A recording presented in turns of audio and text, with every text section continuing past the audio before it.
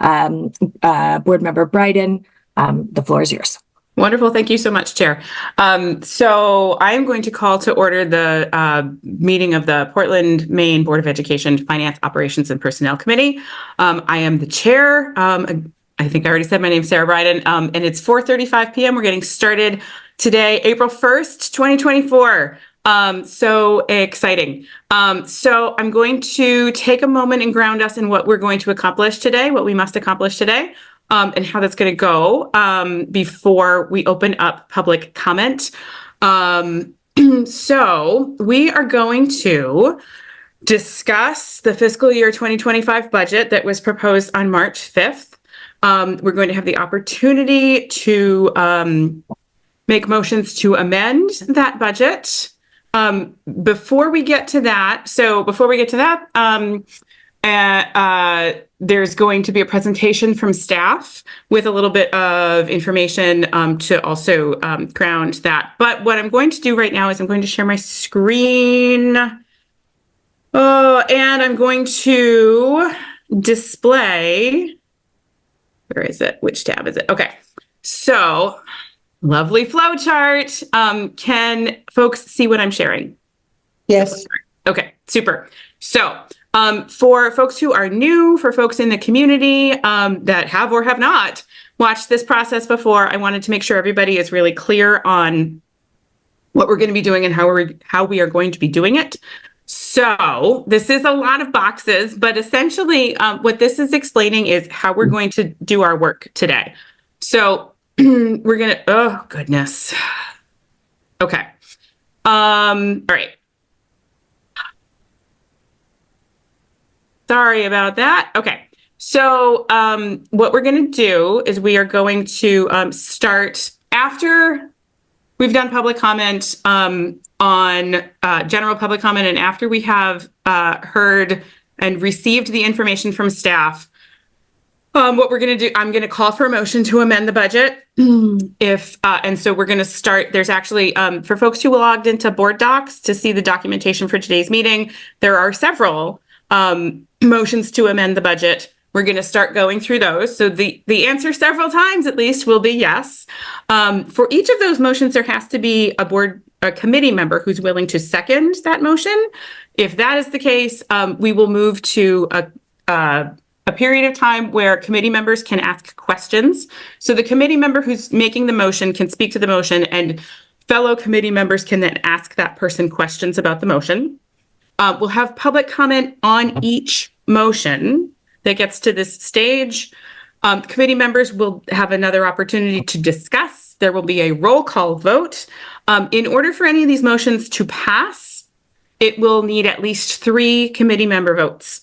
So if that happens, then the motion passes. The budget will be amended accordingly. If a motion gets fewer than 3 votes, it fails. And we go back to this question of, is there a subsequent motion to amend the budget? Once we've exhausted all of the motions to amend the budget, we move to the question, is there a motion to move the budget as it stands with all any amendments that have passed to the full board? And then if that's a yes, and there's a committee member who's willing to offer a second on that motion, then we go through a very similar process. So if the person making this motion wants to speak to it, they certainly can. Questions from committee members, public comment, committee discussion, roll call vote. And again, does this motion have 3 votes? If it does, the motion passes and the budget then moves on to the full board. So the boxes in green are the things we must do in this meeting. So we must go through a process where a motion passes that moves the budget to the full board to be discussed by the full board. And we also must get to the very end of the game board here, and we must have a motion that passes calling the meeting to adjournment. So the only way we get to the motion to adjourn is to get through the motion passing to move the budget to the full board. So there's any number of variations on the path that this could take. We can go through some of these circles more than once. We will see how it goes once we get started. So we can return to this screen share anytime anybody has a question about process or procedure. But I wanted to make sure that everybody's on the same page and understands how we're going to be functioning in today's conversation. So I do see a couple of folks with hands raised. I want to set the expectation that if you want to give public comment at the top of the meeting, Could I make one clarification on your flow chart? Go ahead. What is it? Just to be clear that a second is not necessarily an endorsement. A second on a motion is not necessarily an endorsement of the substance of the amendment, but opportunity to hear from your fellow board member and give them a chance to make their case. So it is not it's not endorsing the content necessarily. Yeah, I agree with that. It's not saying that you're going to vote for the motion. It's saying that you think that the motion should make it to the floor and go through those squares. Yep, totally agree. Okay, so we are going to move into public comment, and I want to set the expectation that if you are intending to give public comment on a specific motion, so one of those blue squares, you would do that at that point in the meeting rather than at the top of the meeting. You can give public comment at the top of the meeting, generally, if you'd like, but that means that that's when you're giving your public comment versus the same commentary at two different points within the meeting. If you have public comment on more than one motion, that's certainly okay, but it's more within the motion process versus top of the meeting. I would ask that you pick one of the two. So we do have some folks with their hands raised to give public comments. So the next thing I'm going to do is I'm going to read our policies on public comment so that everybody understands what the expectations are there. Okay, so public comment. So members of the public may speak on any subject directly related to the operations of the schools, except for personnel matters or complaints concerning specific employees or students, which shall be addressed through established policies and procedures. Comments are limited to a maximum of 3 minutes, 6 minutes for somebody who's using an interpreter to make their comment. Folks cannot relinquish a portion of their allotted time to another speaker. Committee members are not going to respond to comments. Speakers must refrain from engaging in disruptive conduct, including but not limited to using vulgar or obscene language, threatening others using words or by other actions, using pejorative or discriminatory language with reference to a person or a group on the basis of their religion, ethnicity, nationality, race, color, descent, gender, or other identity factor, making defamatory comments exceeding the allotted time limits, talking over or interrupting others, offering repetitive comments, or offering comment on matters unrelated to the school district's programs, policies, or operations. If there is public comment that's contrary to these rules, we will stop that. Again, to give public comment, the process is that you raise your hand in Zoom. When you start, please begin by introducing yourself with your name and your address or your neighborhood. I am going to keep the time and indicate when there are 30 seconds left. And then again, when time is up. If you get to the end of the 3 minutes and you'd like to request an additional few seconds, you can do so. So those are the rules, and we are going to get started. I'm going to get my stopwatch function ready to go. Okay. All right, so we are going to be starting with Andrea Levinsky. And Andrea, you should be all set. Go ahead. Hello, my name is Andrea Levinsky. I live on Auburn Street in Portland. This will be my only time giving public comment tonight. I would like the board to support member Figdor's amendments for many reasons, including that it restores an extended learning opportunities coordinator at both Portland and Deering, which is my role at Portland. Here's a statement from an unaccompanied youth that was sent to you by Kirsten McWilliams. I want to highlight as she could not be here. The students were asked to write about the ELO position. These are direct words from the student and were not edited. So the student writes, "Firstly, she is one of the people we cannot lose in our building. The organization finds a way to keep her here at school because she plays an important role for us, for those of us who are immigrants. There are certain things we don't know how to do. She is someone who has a lot of experience with how things work here in Portland. The extended learning teacher helped me to apply for my first job at Hannaford, and after that, on 75 State Street. Not only that, she fought for me to get a place to do CNA. She made my dream of being a CNA member come true. And also, not only this our generation, but many generations that are no longer part of the school who have already spoken about her. There are new generations who will need her help. Please tell our superiors to keep her at school. We are asking because we hear her value here. We love her. Here's a second student. My name is Em, and I'm a senior at Portland High School, and I'm from the Congo. When I came to the USA, I could not speak English. However, when I met Ms. Levinsky, the extended learning educator, she showed me the world that I had never been before. Additionally, I will say now that I know why I want to be in the future because of the extended learning opportunities. Finally, with the extended learning opportunities, I will proudly say that I want to be a doctor. Also, proudly I can say that I experienced my career and I learned that this is my career, and all of that is because of extended learning. I do a lot of advocacy for students, and I'm a cultural broker between them and the programs, jobs, or internships they want to join. For example, programs will contact me if they haven't heard back from a student, and I support them in a very hands-on and intensive way that isn't just signing them up for the job or program. Recently, I helped a student navigate scheduling an interview for Portland Youth Corps and had a Zoom meeting with a student who is on the Maine Youth Food Security Council and his supervisor to help him understand his role and work with him on his project. Both these 30 students, seconds left. thank you, are level 1 English and would not be able to access these programs without support. Please support having ELO coordinators at both Deering and Portland. Thank you, Andrea.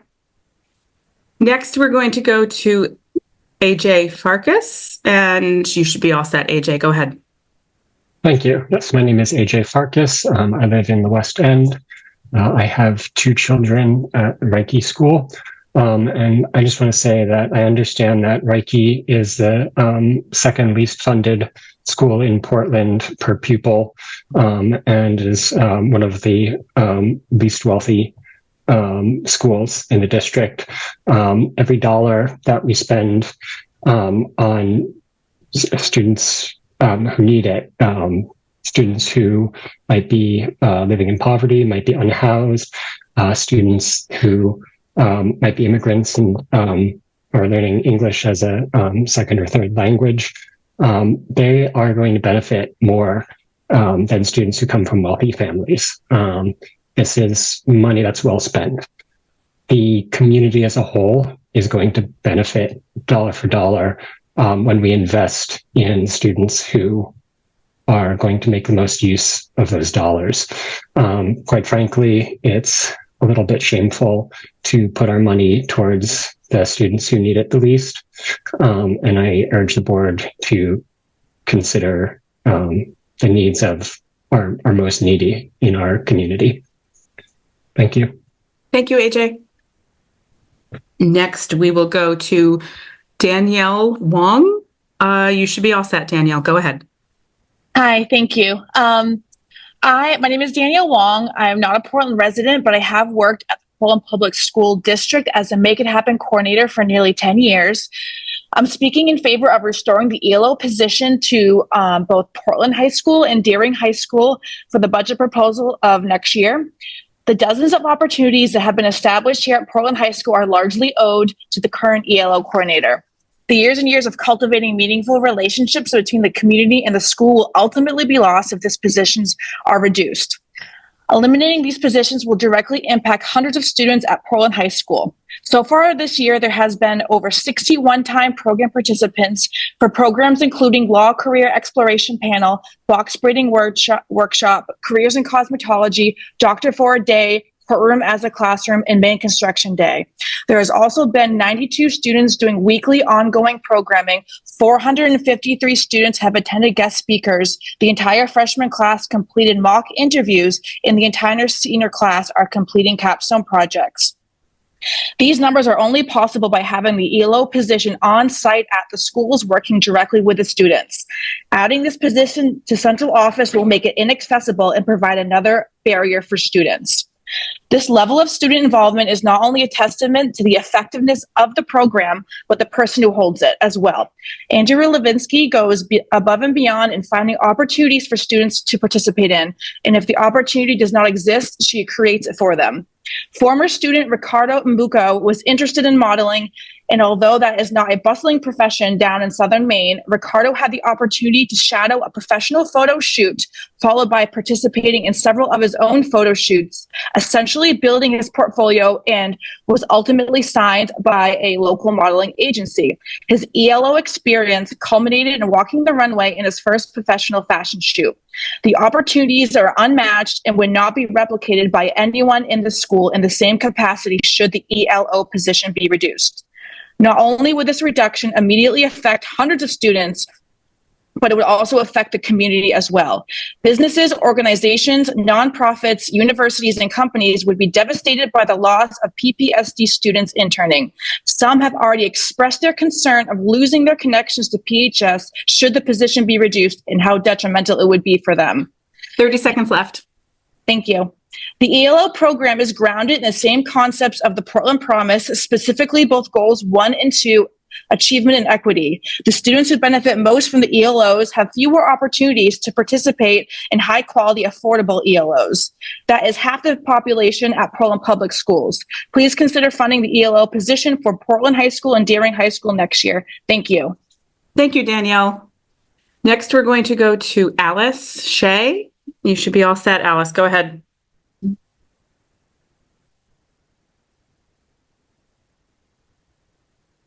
Alice, go ahead.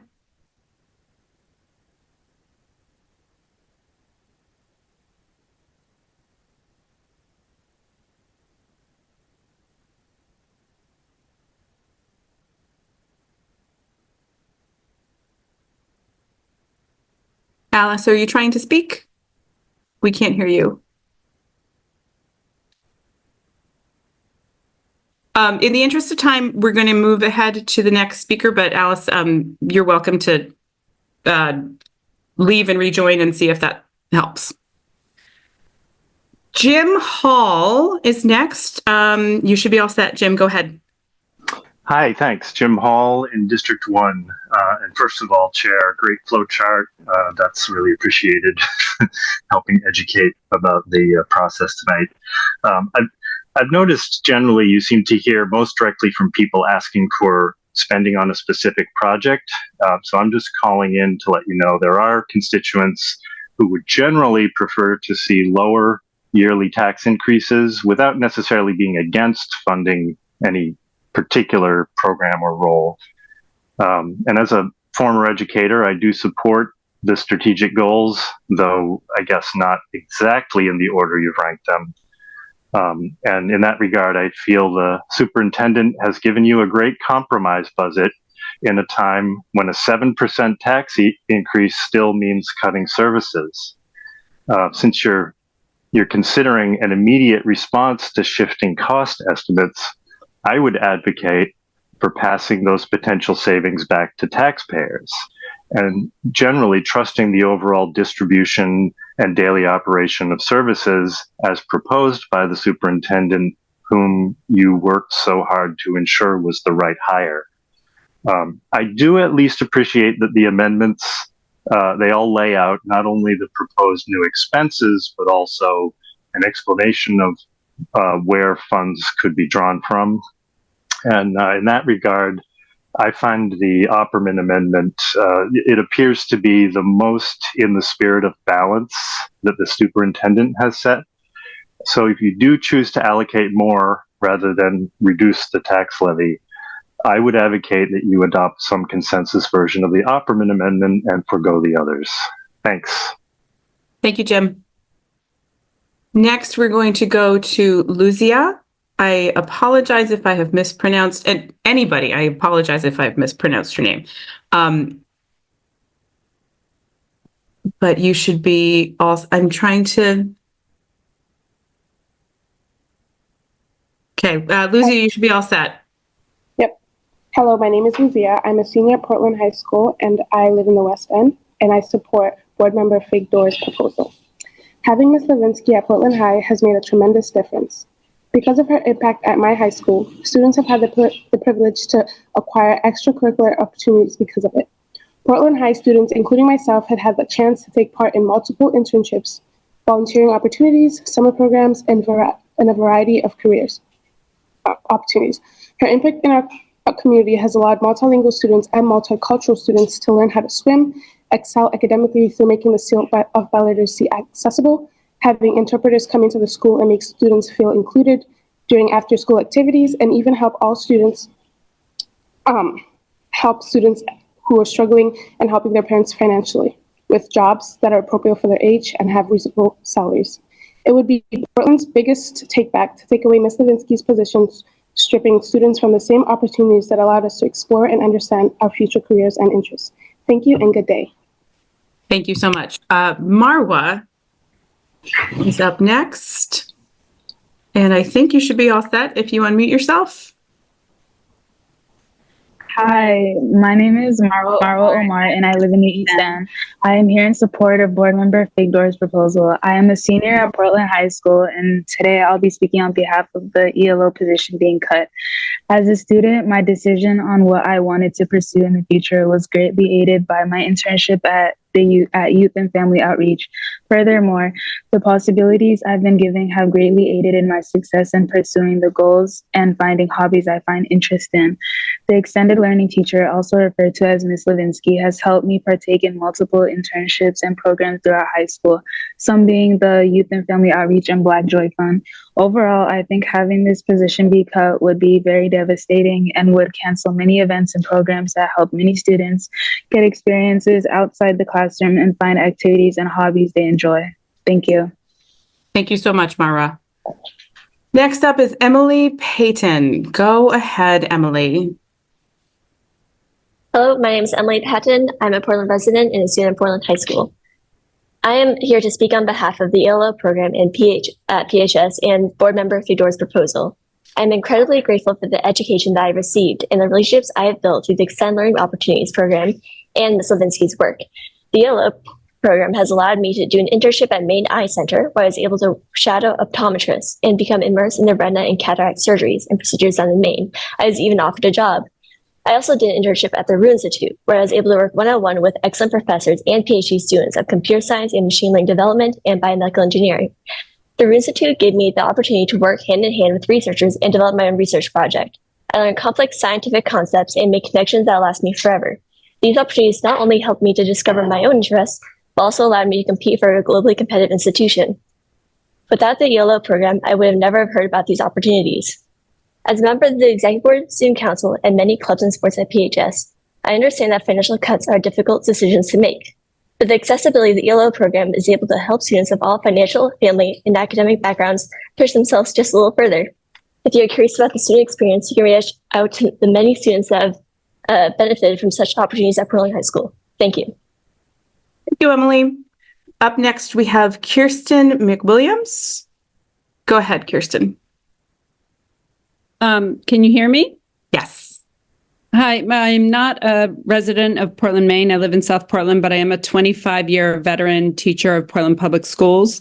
And I've been at Portland High School for the last 5 years working with Andrea Levinsky, our ELO teacher. And I'm speaking tonight to encourage the board to support Emily Figdor's amendment proposal for funding the 2 ELO positions at Portland High School and at Deering High School and not at central office. And just now I noticed a Google chat from a student at Portland High School asking me, is Andrea Levinsky here today? I need to find her. And I think I had 2 other students ask the same question. I'm a 9th grade progress monitor. I'm also a teacher leader for the ESOL department. And every day I have students looking for and needing to connect with Ms. Levinsky. So the idea that putting this position in central office would be a solution to having the position in the building makes absolutely no sense to me. And I could speak, like all of our students have, and Danielle Wong, about the endless opportunities towards equity and pathways to success that the ELO teacher, particularly Andrea Levinsky, provide at Portland High School. But if you were to read through Emily Figdor's amendment, she also enumerates those. So I'm not going to waste your time doing that. I just want to reiterate that the ESOL department is really, really worried about her position being cut and how much this is going to affect the multilingual population in particular. And as you've heard from other students, the multilingual students seek out her guidance and her ability to coordinate and connect them to these opportunities they need. And if Portland Public Schools is really dedicated to equity and pathways to success, she is a key position in the building. Make It Happen is not going to be able to do that. The school counselors are not going to be able to do that. And the ESOL teachers are not going to be able to do that. Our job is to teach the greatest amount of English to the greatest number of students. The ELO teacher's position is to connect and coordinate and get our students out into the community and taking advantage of the opportunities that all the partnerships and programs and internships and camps and jobs and training. 30 seconds left. Thank you. Provide for her. So just want to encourage the board to support Emily Figdor's amendment proposal. Thank you, Kirsten. Oh, thank you, Kirsten. Thank All you. right, next we're going to go to Janelle Redman. Go ahead, Janelle. Hi, good afternoon. My name is Janelle Redman. I live on Danforth Street, and I'm the parent of a third grader at Reiki and a sixth grader at King. I've helped lead the PTO at Reiki for 4 years, and I've worked as a Portland Public Schools employee for the past 3 years as a lunch and recess aide at Reiki. I spoke last Thursday evening with the concerns about the loss of several staffing positions in our elementary schools, specifically at Reiki, one of our Title I schools. And I share with you today that I'm in support of Board Member Figdor's amendments that have been proposed and will be discussed in detail soon. I appreciate all the work from the superintendent's office as well as from board members in getting us this far with many creative ideas.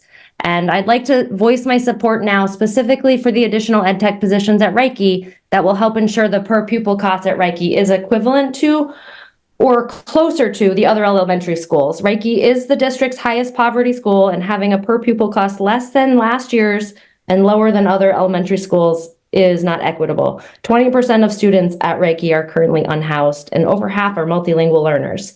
I appreciate you looking closely at all these numbers to ensure spending is equitable across the district. Thank you. Thank you, Janelle. Next, we're going to go to Emily Hill. Go ahead, Emily. Hi, my name is Emily Hill, and I'm a resident of Cushman Street in the West End and the mother of a second grader and future kindergartner at Reiki schools. And I'm speaking today in support of Emily Figdor's amendments to the board. The inequity of funding across elementary schools has become very obvious through this amendment, and I do think should be rectified. I think we all can agree on the benefits for students and our own residents of children of Portland and the professed value of equity across the city. I'm just a little bit saddened that we're having conversations about financial cuts when the city itself has experienced incredible growth and real estate wealth. And I'm just hoping that we perhaps on the other side, speaking to Jim's point, can find more progressive ways to distribute the tax burden across some of the more enriched companies, developers, and perhaps even newer residents who don't even live here year round. I think that we can all agree continuing to support the schools that make this place an amazing place to live, not just for adults, but for children, is totally in line with the city, with the state of Maine, and the reasons we all live here. I am a Mainer. I grew up in Bangor, Maine, and giving my child the diverse education he receives at Reiki School has been an incredible experience, one that a lot of children in Maine aren't ever exposed to themselves. And I think that we're in a unique situation here to use the funds to provide incredible opportunities for kids across all grades, and one that we're able to do across so many backgrounds, across so many socioeconomic classes. And I don't think that any of these things should be questionable. In fact, it should be, why are we not finding more creative ways to fund this? Thank you. Thank you, Emily. Next, we're going to go to Jen Cooper. Go ahead, Jen. All set. Hi, can you hear me? Yep. Great. So I'm here once again to advocate for adding back the 5 proposed EdTech positions. To understand the impact that this would have, I'm going to just walk you through a day in the life of a specialized program where I work. In general, our day begins 20 minutes before the rest of the school because when our students arrive off the bus, they need to come directly into the classroom, unlike the rest of the student body who waits outside socializing with friends until the bell rings. Our ratio per student has not been correct all year due to the lack of staff, which often leaves us double and sometimes tripling up with students who should have one-to-one staffing. I'd ask, how do you toilet a student when you're responsible for supervising and educating 2 others? How do you sit to educate one student while the other one needs just as much one-to-one support? We have a tremendous team that has made this situation work for far too long.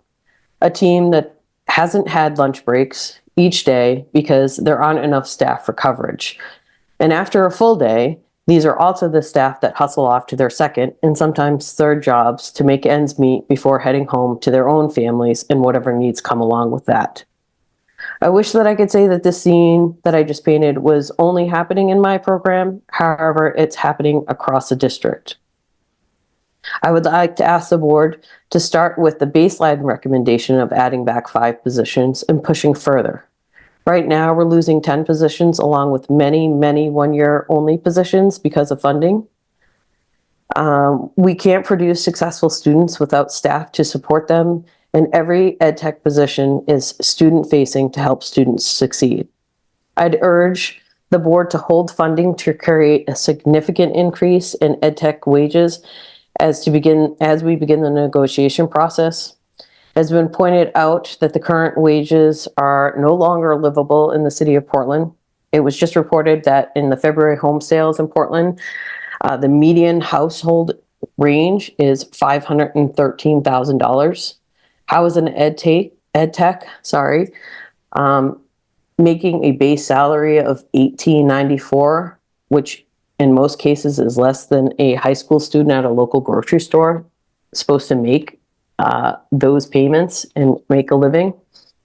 Year after year, thank you. Year after year, we speak of the value of EdTechs it makes in our schools, and it's time to make that a reality. Reinstating at least the recommended 5 position and holding funding for significant increase in wages for EdTechs going forward to attract educators to our district would benefit the students that we serve daily.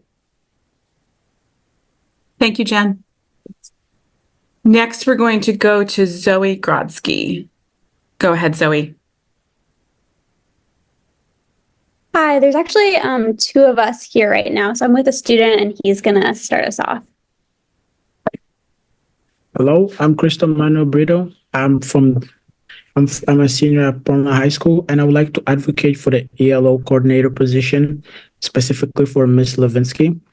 The school board should continue to fund extended learning opportunity coordinators because not only do they help us find jobs and internship, but they also provide personal guidance that can positively impact both our lives outside and inside the school. They often serve as the sole connection between the students and the opportunities, such as internships and scholarships. I cannot emphasize enough how vital my ELO coordinator is for me and many other students who lack the awareness of such opportunities. Specifically, with the numerous classes, activities, and happening both inside and outside the school. I believe it is also important to have the ELO coordinator for each school to facilitate the access to them. Thank you so much. Thank you very much. Thank you. And is it okay if I give my comment now? So you have, well, so as I explained at the top of the meeting, it's not a situation where you can allocate part of your time to somebody else, but you're welcome to raise your hand again and I'll come back around to you. Okay, thanks so much. Great. Yep. All right. Carrie Dowdy is next. Go ahead, Carrie. Yes, thank you. Hello, everyone. Carrie Dowdy, Portland Education Association. I have a lot to say, so I'm going to get on it. I speak today to urge the board to set aside most, if not all, found money from new or unexpected funding sources to pay your front line, your ed techs and educators working all day in student-facing positions, a living wage.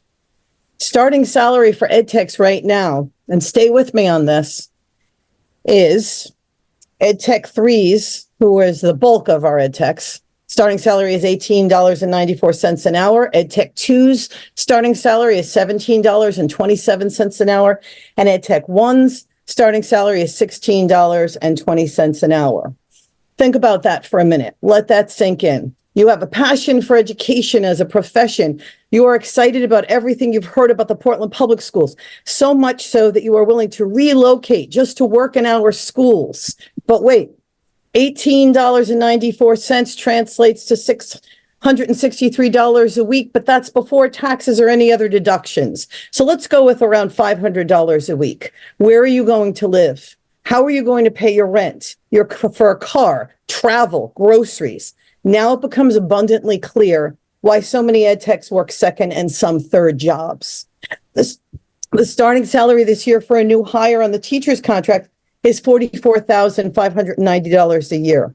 If you are starting your first year in the district on the teacher educator contract, making $44,590 a year, that breaks down to roughly $858 a week before taxes. Let's settle on roughly $700 after taxes and other deductions.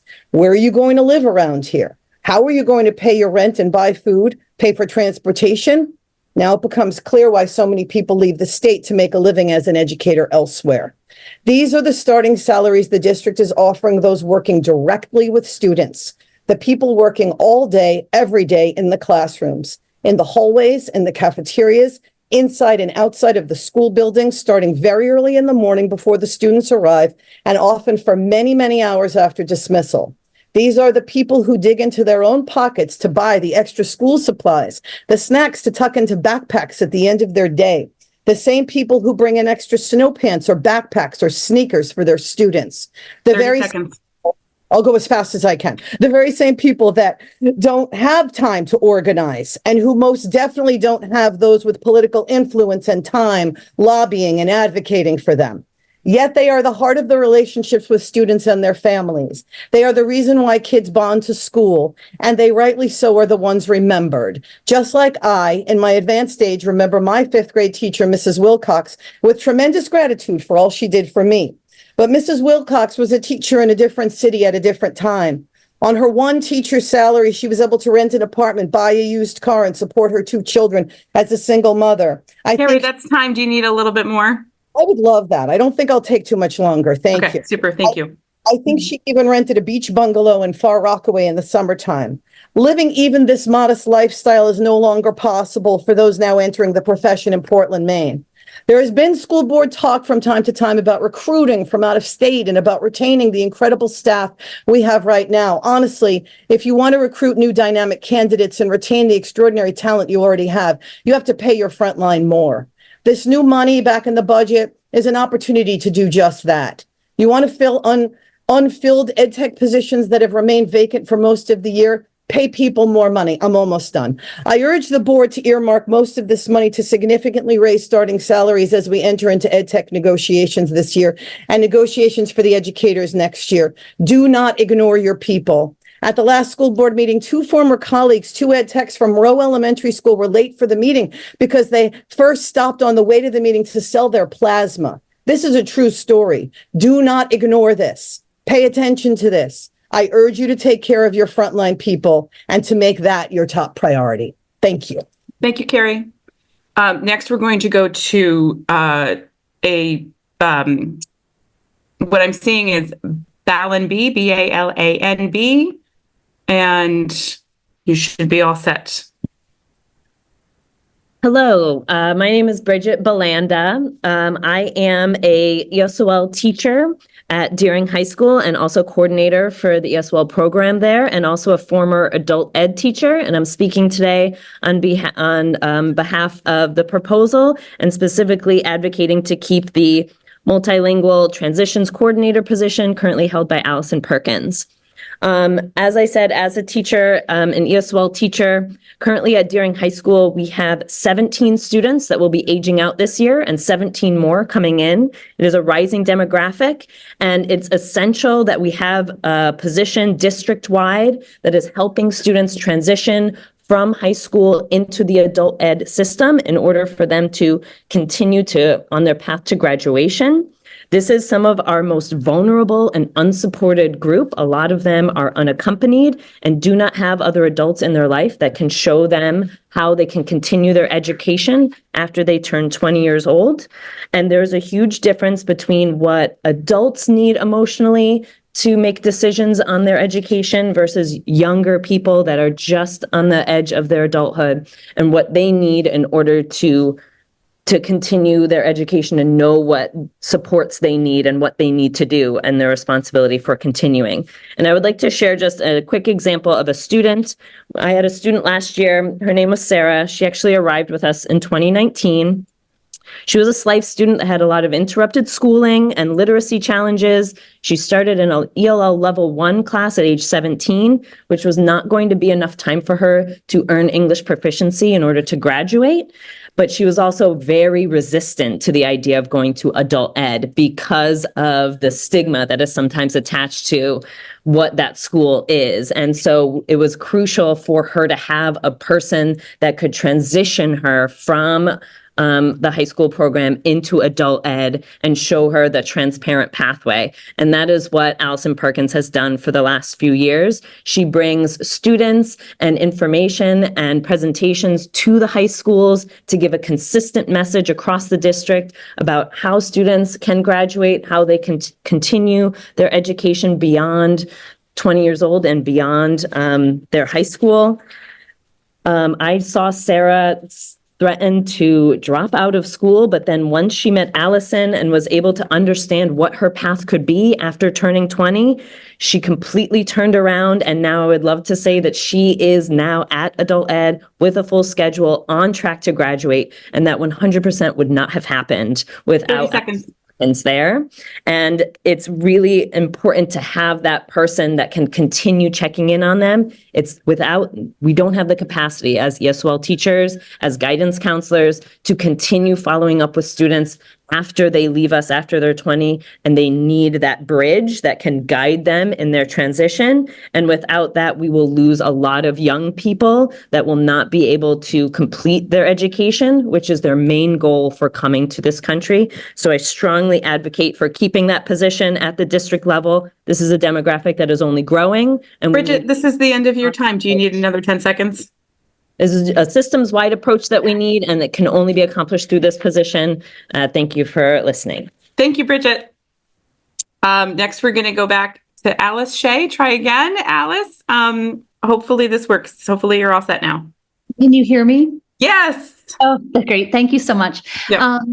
My name's Alice Shea. I live in Portland, Maine on Quebec Street. And I am speaking today in sharing my experience working with Portland Public Schools multilingual transition coordinator, Allison Perkins, and advocating to keep that position. So just a little bit about me. I work at SMCC as a liaison to Cumberland County adult education programs. So I support adult learners with college and career access. And I began working with Allison Perkins in FY 22-23. And since then, we've consistently worked together supporting multilingual students transitioning out of Portland High School, the high schools. So the background of why we work together is because it happened at the same time the Maine Free College Scholarship was put into place. And then at the very same time, removals of several academic requirements within the Maine Community College system, and specifically with SMCC, made it so that we were experiencing an unprecedented number of students who were not yet college ready.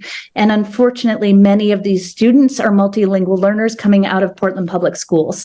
The reason is that the college system is accepting students with foreign diplomas and also with high school diplomas from the US, even if they are not proficient yet in English. So Allison's like the one-stop gap between those students really losing that scholarship and being thoughtful about how they move forward. So our work began back in 2022.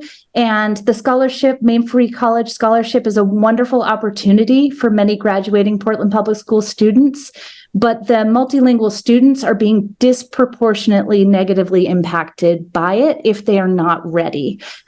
So I don't want to spend my time going into the details, but students are being placed at college level English courses, many times at something like an ESOL 2 placement. So really well before they're ready. And Allison is the one person who's helping these students understand the implications of using that scholarship too soon. So Alice, you have about 30 seconds left. Okay, thanks so much. Yep. So I work with collaboration with Allison and guidance and in the Portland Public School system, and I just would not be able to do this work if it was being managed by the ESOL positions or guidance. Allison brings me in at the prime moment where the students have developed a trusting relationship with her and are willing to hear the message that I am giving them, which is many times to continue their work at Portland Adult Education so that they, in fact, can be successful in their pursuit of a college education. So Allison does a great. That's 3 minutes, Alice. Do you need another 10 seconds to just wrap up? Yep, that'd be great. Okay. Yep. So Allison does a great job making sure that these students know of their goals and they know how to get there. So, simply this work could not happen without Allison in this role. She's the one stopgap between the students and unfortunately, an incredible disservice within our educational systems. So I'm just advocating on behalf of her and the incredible work she's been doing with. Thank you, Alice. Thank you so much. All right, next we're going to go to Sally.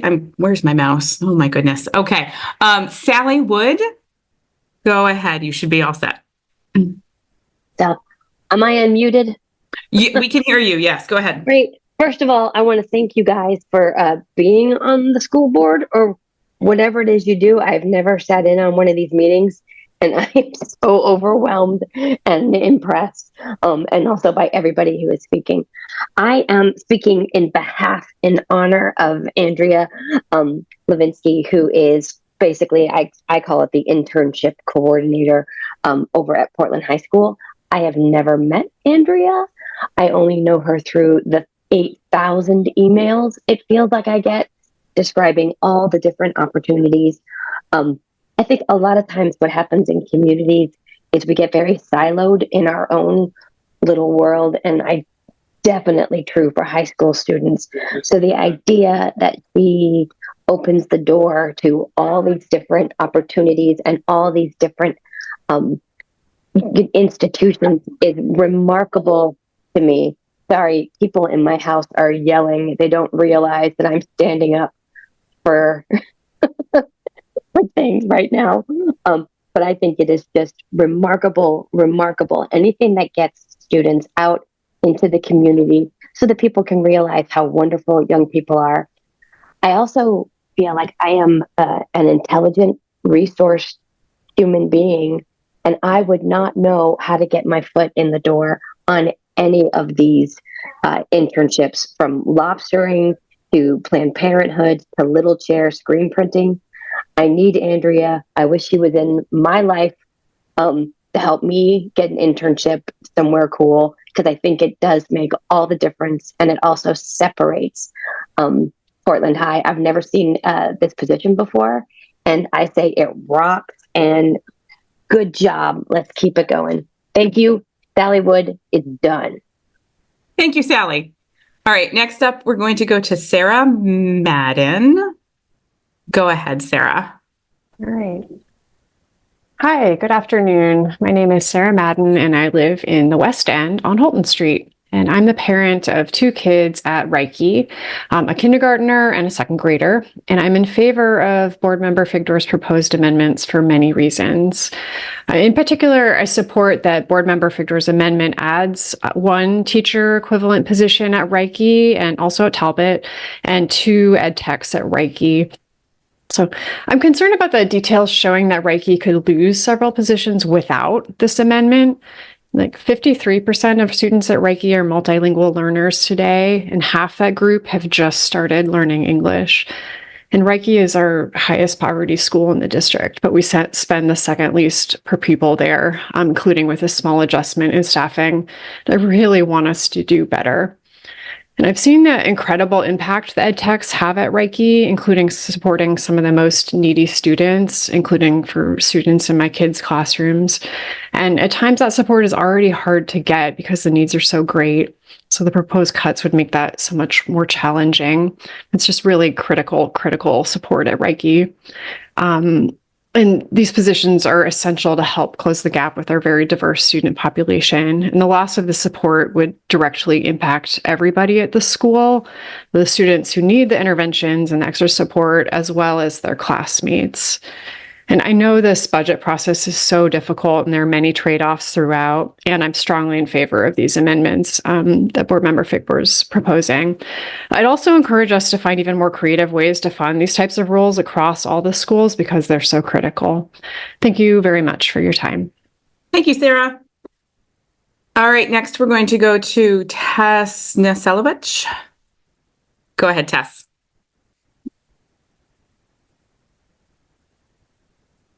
Tess, it looks like, go ahead, Tess. Oh, I'm sorry. Maybe I inadvertently raised my hand, but comments. Sorry. Okay. No need to apologize. We'll move on to Rita Mena. Go ahead, Rita.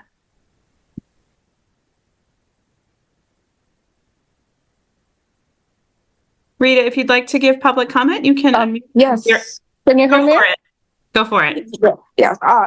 My name is Brydon Noor. I'm 20 years old and I'm a student at PA, Portland Adult Education, and I'm speaking on behalf of the multilingual transition programs.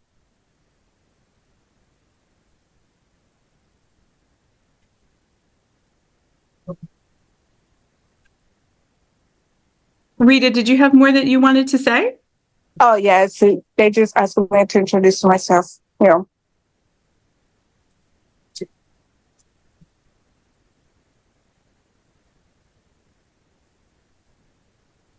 Rita, the floor is yours for another 2 minutes if you'd like. I think I don't have nothing to say because I used to come a student at Portland High School before I moved to Portland Adult Education.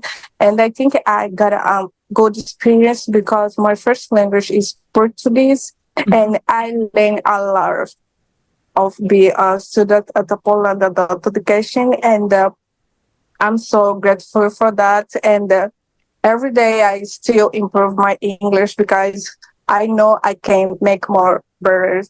Yes, that's all. Thank you so much, Rita. You're welcome. All right, next we're going to go to Addie Smith-Ryman. Go ahead, Addie. Hi, good evening. Thank you so much. I just also, Sarah Madden beautifully articulated exactly how my husband and I feel. We too are parents of a second grader at Reiki. It's an extraordinary school that is what we found in doing our research is getting underfunded compared to the other schools. We're not as fluent in the budget process as others, but we are concerned and we support Emily Figdor's amendment. I'm not going to take my 3 minutes. I just want to contribute that. And again, Sarah Madden's comments were brilliant. So I'm really following on the tails of that. Thank you. Thank you, Addie. Okay, that's the last of the hands that I'm seeing. So I am going to close public comment for the top of the meeting and a couple of, for folks that maybe joined during the public comment period, I want to just reiterate that in terms of public comment in the course of the meeting, if you gave public comment just now, more than 20 people did. What a great community we have. Oh my gosh, amazing. I am filled with gratitude for all the people who took the time to speak as part of that public comment period. But what the reminder that I wanted to just reiterate is that if you gave public comment just now, that's your public comment, rather than also giving public comment while we're going through motions to amend the budget.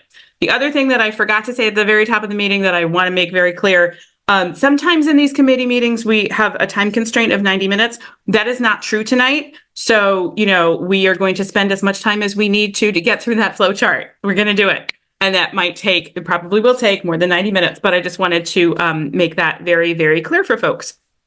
So public comment is closed. And the next thing that we're going to do is I'm going to turn the floor over to Superintendent Scallon to share some information for all of us to have so that we are using that information as we move forward. Yes, good evening, everyone. I wanted to follow up this evening before we get into the discussion with just some updates that were asked about at the last Finance Committee meeting. And so I'll be brief and just walk through a couple of updates that were asked for. So just give me 1 second to share my screen here.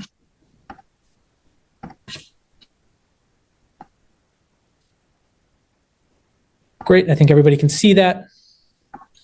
So quick updates on Chapter 104, legal requirements, the Metro for middle school alignment, and whether or not that is an opportunity to budget some potential savings, and then an update on school staffing. And I know there were a number of questions this evening from Reiki families in particular about the per pupil. And so I just want to give a little bit more context there to see if it's helpful.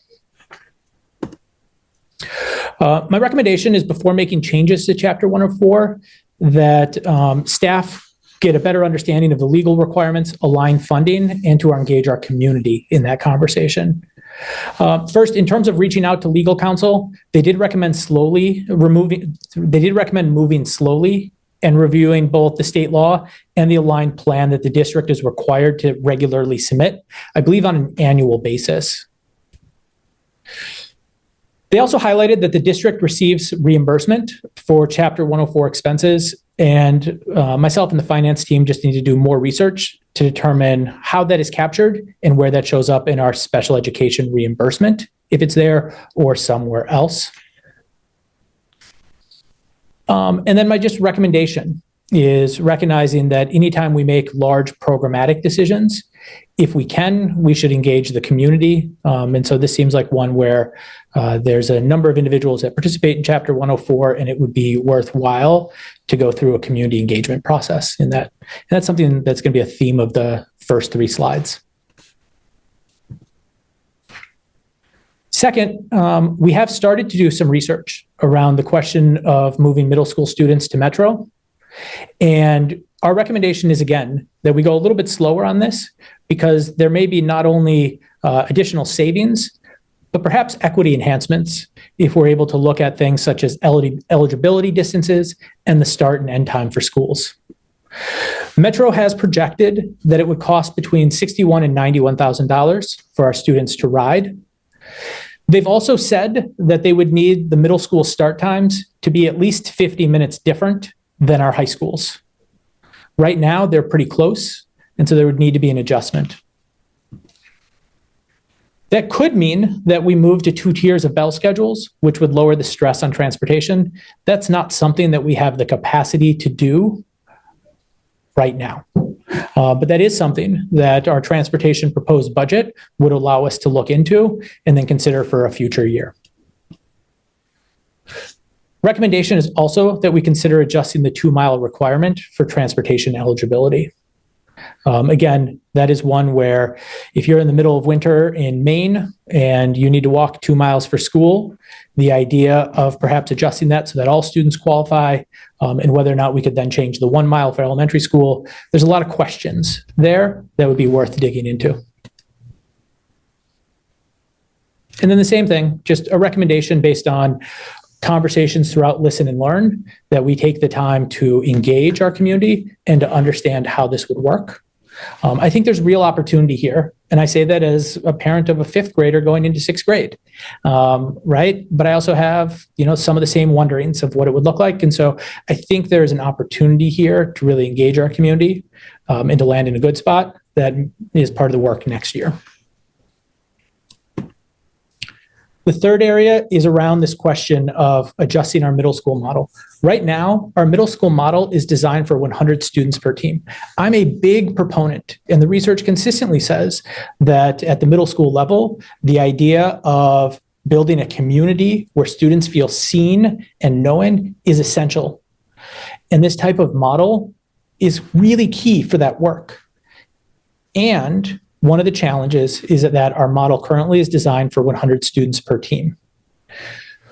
That's challenging when our current enrollment results in teams closer to 75 students. So we're staffing for 100, but the actual team size is 75. So it becomes a little bit of an expensive model relative to if it was run at sort of perfect efficiency. There have been requests, and I think this is something that we could look at, to both look at the enrollment patterns of our middle school students, right? And some of those things that have come up is ideas around moving Lincoln to one team per grade instead of two. And I don't say this as a proposal or something we should act on, but just making sure folks are aware of just examples of the type of enrollment patterns. A second is around adjusting enrollment patterns so that elementary schools don't feed multiple middle schools, but that groups of friends could stay together. Pros and cons on both. We've started to do a little bit of the work around what this model looks like, and our budget has required that our middle schools think about their teaming model, and if there are even adjustments that they make next year, well, not fully adjusting from a team model of 100, but in some cases they're thinking about not 4 teachers on a team, but 3, and then having a teacher split, or going to 50 kids in a team, or thinking of several different models there. And so that's work that's started. And I think allowing the schools to use some of their creativity and their work this year, we'll have sort of 2 or 3 different models happening next year that will be close to the current model, but slight variations, which will allow us to learn from and to make improvements as we go forward in this process.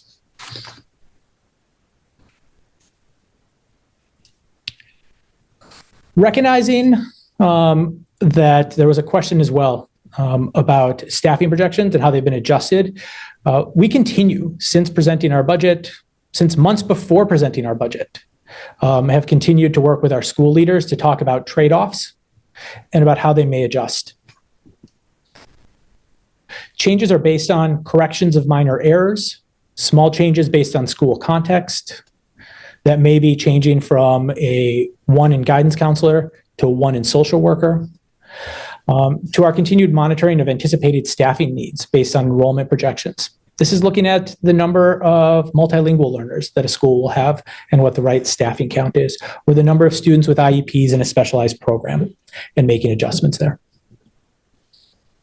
I anticipate that we'll continue to make small changes throughout the spring, summer, and the school year. This is common and aligns with both past practices in Portland Public Schools and other districts. And our commitment is that throughout this process, we'll continue to keep you informed of any of those changes. And we shared that in board docs today, where you can see the changes as well as in parentheses what was the previous. And happy to talk through any of those specifically. I do want to emphasize that throughout any of these changes that we make, the spirit and intent of the proposed budget has not changed and would not change as we move forward, and the bottom line has not changed. And then here, I want to talk through why you could look at funding and see a difference from one school to the next, particularly at the elementary school, and why it's not as simple as to think about it as an increase or decrease from fiscal year 24. And I have several examples here, and I don't mean for these to be exhaustive, but just as ways to think about it. So one of the reasons you may see a difference in per pupil rate is because of the size of the school. If I just use a simple number of a principal costing us $140,000, a small school of about 260 students, that cost per pupil of the principal would be $538 per student. So that per pupil will look larger than at a large school, where 500 students sharing that cost would result in an average cost of $280. And so in our current model, which we could definitely look at adjusting, but in our current model, there are certain positions we assume at all schools. And so the per pupil that goes along with that varies based on the size of the school. The second is whether or not a school has a specialized program. The specialized programs in particular that I'm thinking about is our functional life skills program, our Breathe program for students who receive emotional support, and our autism continuum. Those programs often have a one-to-one for each student. And so that would mean that each student in the program would have an education technician that is assigned to them. In our budget, an education technician costs $63,000. And so when we do a per pupil allocation, any school that has a program with that level of specialized need, you would see that education technician for that one student adding a cost. That can significantly throw off what you look at from school to school and budget to budget. And our specialized programs, similar to overall student need, are not equally distributed throughout all of the schools. And so we have certain schools with specialized programs and certain schools without specialized programs. Another way to look at that is in a specialized program, you would often have one teacher for about 9 students. That means that the cost for that teacher per student is $10,555. This at the middle school level compared to a classroom at the middle school level of one teacher for 25 students, where the cost per student would be $3,800. And so specialized programs can significantly change how much it costs and how much it shows per pupil. And so that is something that's caught up in the overall funding and the per pupil rate that exists. The third piece is that estimated enrollment can significantly change when we factor in class size limits. Let me give you 2 examples. Currently, our class size guidance is that a kindergarten will have no more than 20 students. If we got to the perfect situation and we're in a school with 20 kindergarten students, the cost for that teacher would be $4,318 per student. If we added just 2 kids to that grade, our typical practice has been to move from 1 kindergarten class to 2. And so then you have two teachers for the cost for 22 students. That results in a per student cost of $8,636. So even just small changes in classroom size can significantly impact. And so these are just 3 examples of why you would see differences in per pupil. That is not an indication of the funding rate for a general education student, but how specific class size, programs, and size of school will impact it. There's also changes that happen this year in the budget process that can mask some of these differences. So this year we're using average teacher salary and not actual salary. And so a school with a more senior staff will show a budget that is lower than actual. So if one school's average teacher salary is actually $85,000 or $75,000, if it's average is $75,000, but we budgeted all schools at average to balance out across the whole system, that school, again, in fiscal year 24 would have shown a higher because it was at actual salary, and this year will show lower because it's on average. The other piece is that the budget has not yet allocated some costs. It's kept them at the central office until we know the schedule and how they'll be provided. One example of that is related services. The number of hours that a speech therapist provides at a school. That's not changing. That's always been aligned to the student need. And so that won't change. And in years past, an estimated number has been put onto the school budget. This year, when we were going through a difficult budget, we wanted to make sure we didn't lose those services or inadvertently see them reduce. And so we have them on the central office, and then they'll get allocated back to the school. And so you'll see that alone will drive up significantly the overall cost and the overall funding at each school.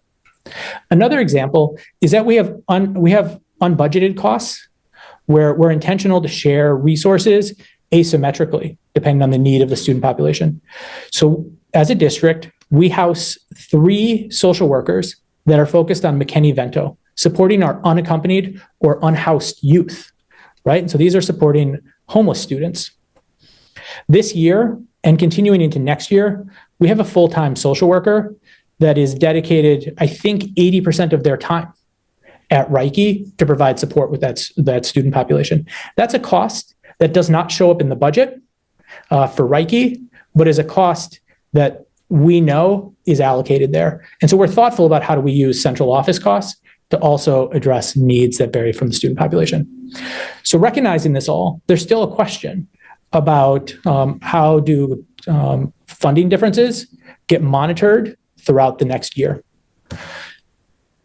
And so there's 3 potential actions that we continue to do. So first, because we looked at the overall funding and we saw the slight decrease from this year to next year. Again, I'm not too worried about it because of the use of average, because of unallocated costs, et cetera. We did request 2 teachers and 5 ed techs to ensure that we are maintaining effort and services from one year to the next. The second is we're monitoring in partnership with our grants compliance lead to ensure that we are not decreasing. It says that we are decreasing, but it means that we are not decreasing levels of service. And if we find that we are, right, what we're presenting to you and what we're discussing is a budget, right? The state won't allow us, and we wouldn't be in a spot where we would continue with a budget that supplants or lowers services. And so we would adjust staffing based on enrollment, including those for students with IEPs and multilingual learners as we go through the process. And so I just want to take a minute to share, because I think there were questions about why there are differences. And I'm happy to take questions or turn it back to you, Chair, for the next part of the meeting. Yeah, thank you, Superintendent Scallon. I want to take a quick note to just express my appreciation for you addressing a number of community members' concerns, and I'm sure a number of committee and board member concerns as well. Board Member Figdor, you have a question? Go ahead. Thank you. And Superintendent Scallon, we see your screen still, if you want to stop sharing. Thank you for the additional information, Superintendent Scallon. I just had 1 question and 2 requests. The question is with respect to the 2 additional teachers and 5 ed techs that you have suggested, responding to the staffing, the need to maintain the level of effort. I want to, you did at our Finance Committee meeting last Thursday specify that those were Title I teachers. Are you also considering those Title I ed techs? And can you talk a little bit more about how you would see those ed techs deployed to our schools?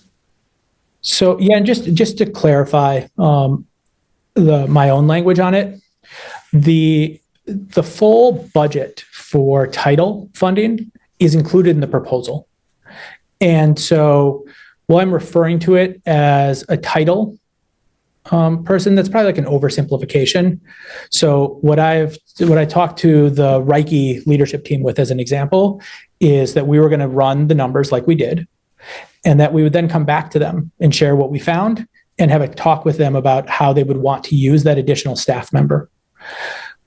It's similar conversation to what we've had with them in the past. And so as one example, we talked about adding a student support service, and they wanted that to be a social worker. And so next year you see an increase in the number of social workers.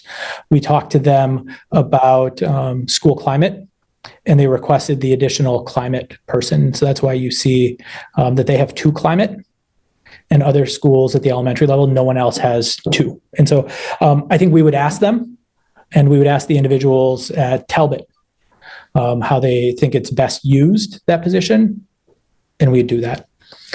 The 5 ed techs, at this time, I continue to think that we need to monitor our special education programming and exactly what the supports are at the beginning of the year. And so special education, there can be huge swings in terms of enrollment and staffing because it's a small population, and especially our most fragile students. And so my recommendation on that would be that we would put in place a proposed starting spot, but that we'd be revisiting it as we monitor. And so I don't have the recommended spot for those 5, but it is certainly the case that Reiki is a place that we would look at because of the number of students that they have going through their doors that we need to make sure we're serving, and the number of students, especially early on, that they talk about who are unidentified that need some support. Thank you. My 2 requests are first with respect to the information about moving middle schoolers to Metro and adjusting start times. Thank you very much for that. The follow-up information, and I agree that we need to take the time to work with the community to make this big transition. And I appreciate that you've included estimates for what the cost would be for Metro, for us to use our kids to use Metro, our students to use Metro.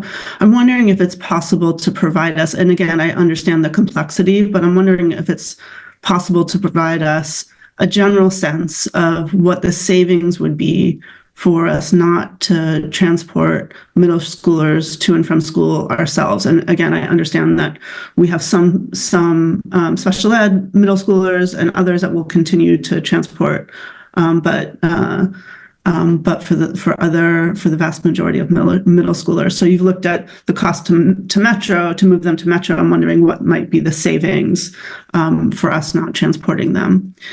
And then the second piece of information, I'm wondering, I appreciate the updated staffing chart, and I'm just wondering if prior to the board consideration of and further amendments on the budget next Tuesday, if you can provide an updated version of that with the totals, update the totals on that chart.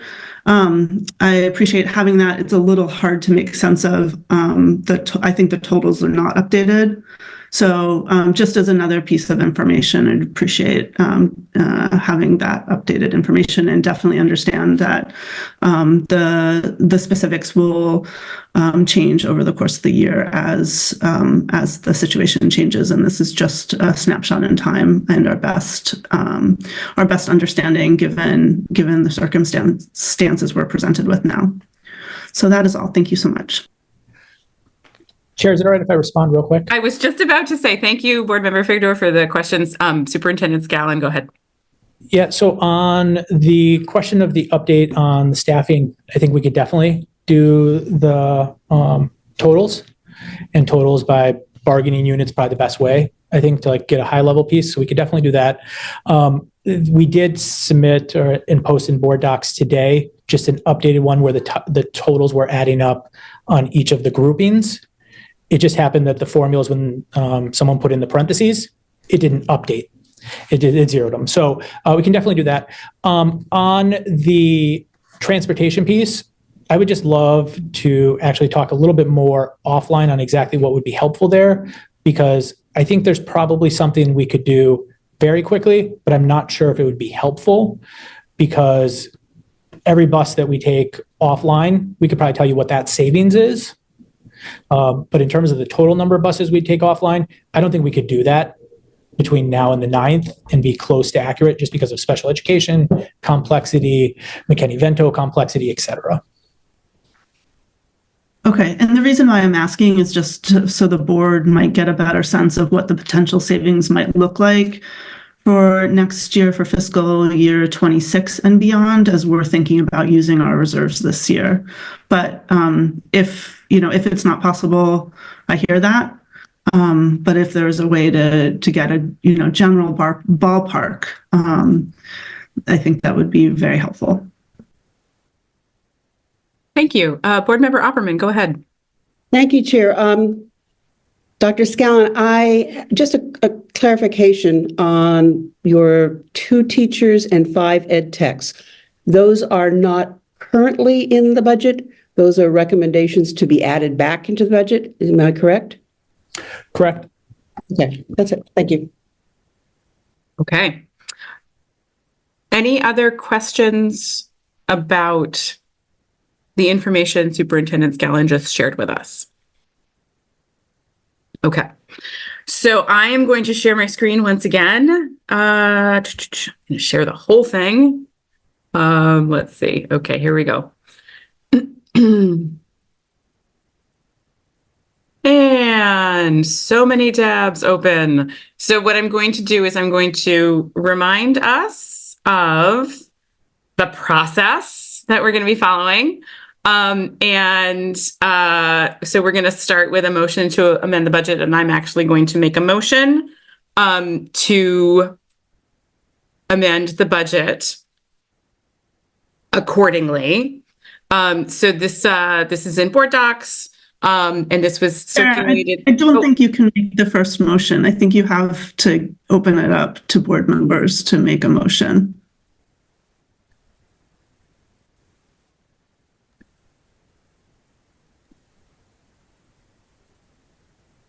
I am not aware of a limitation on the chair making a motion, but I would invite somebody else to make this motion.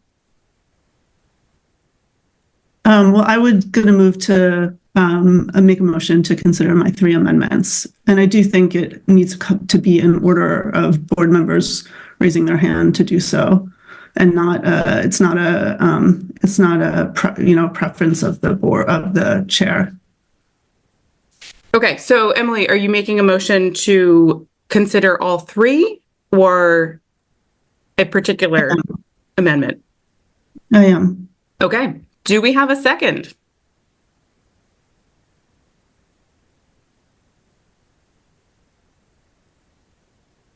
Fatuma, are you raising your hand to talk or to second the motion? Yes, we're amending the budget. Is that correct? That's the Yep. So on the map, we're right here. Is there a motion to amend the budget? Emily has made a motion to amend the budget, and we're looking to see whether there's a committee member who would like to provide a second to move on to the next part of the process. Yes, I second. Okay, thank you, Committee Member Noor. So Board Member Figdor, would you like to speak to your motion? Yes, thank you. I am proposing a series of 3 amendments together. They are titled Strengthening the School Budget to Meet the Portland Promise. And I'm going to start with the first amendment, which is titled Closing the Opportunity Gap and Maintaining Academic Rigor and Engagement. And I'm just going to walk through the very basics of my amendment. This amendment reduces the proposed tax rate increase in Superintendent Scallon's FY25 budget while adding back 7 teachers and 2 ed techs to help close the opportunity gap at our highest poverty or most impoverished elementary schools and maintain academic rigor and engagement at all schools.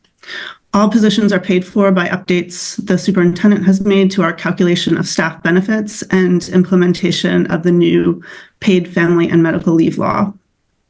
In addition, this amendment directs the superintendent to reference the Portland Promise throughout the final narrative for the FY25 budget, as well as to use math lead rather than math interventionist in the final budget to appropriately capture the role, which focuses on intervention with students, support for teachers, and coherence across the district, as well as to enable us to adjust to shifts in the strategic plan in future years. So in summary, I'm going to start to talk about the Title I positions, which are focused on closing the opportunity gap. So the amendment would add a Title I staff person at each Reiki and Talbot, as well as 2 Title I ed techs at Reiki. Reiki is our most impoverished school, yet the superintendent's budget proposes that we spend the second least per student at Reiki, which is $14,049 per pupil at Reiki compared to $16,284 per pupil at Longfellow. And you can see the slides from the last meeting to look for other comparisons. And I should mention that Longfellow is our least impoverished school. More than 1/4, 27% of students at Reiki are homeless, and nearly half, 46%, are multilingual learners. The federal government provides Title I funding to high poverty schools, and the funds are provided based on the level of poverty in each school.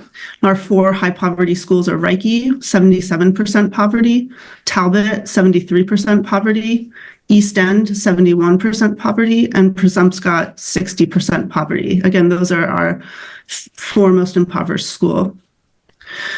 The superintendent's budget reduces per pupil spending at Reiki and Talbot, our 2 highest poverty schools, which is a significant equity concern. I realize that the superintendent just walked us through some reasons why the per pupil spending can differ, and I hear that, but I don't think those that explanation really matches the differences we have. For instance, Rowe is the school with the least per pupil spending and also has a Breathe program. And I could go through more details, but I just don't think that the differences are explained by those factors. And the differences are significant. In addition, the Title I program requires that we show a maintenance of effort at these schools, meaning not reducing resources for the schools. And Superintendent Scallon, as a result, has suggested adding 1 additional, title staff person at each Reiki and Talbot. However, adding that 1 teacher does not close the gap. So at Reiki, you would have to add 2 additional ed techs as well, which is in my proposal, to very slightly increase, in fact, the smallest increase of all of our schools, the allocation over last year. So again, my amendment would add one teacher and 2 ed techs at Reiki and 1 at Talbot. Again, Reiki is our most impoverished school, but we spend the second least per pupil there, including with this small adjustment in staffing. The amendment would also add a director of elementary STEM and a director of secondary STEM to the newly found network teams. And this is so that we don't lose the district's 6-year investment in STEM. It also would reinstate our current experiential learning teacher leader. This is a full FTE here, and our tech integration coordinator positions. And it would add a middle school math lead covering all 3 middle schools, a position that we had in the past and that we have at the middle schools. As recently as 6 years ago, the Portland Public Schools had no standardized curriculum. And while there were pockets of excellence, many in the district, we were not using rigorous research-based curriculum, and we lacked coherence across grades and schools, which contributed to an inequitable education for our students. So 6 years ago, PPS set out to strengthen our core instruction, and it's been a focus of our work ever since. We started implementing a high-quality math curriculum in 2020, which was interrupted, of course, by the pandemic, followed by portions of our Wabanaki social studies curriculum. And this year, we began to implement our literacy curriculum. But implementing new curricula is a monumental task for teachers and the educators who support them, and we cannot do it all at once. As a result, we have yet to fully implement the literacy curriculum and the Wabanaki curriculum, and we haven't yet rolled out our new science curriculum district-wide. The superintendent's budget eliminates the curriculum and instruction department, which included 8 positions, and also formally last fiscal year, an assistant superintendent for teaching and learning.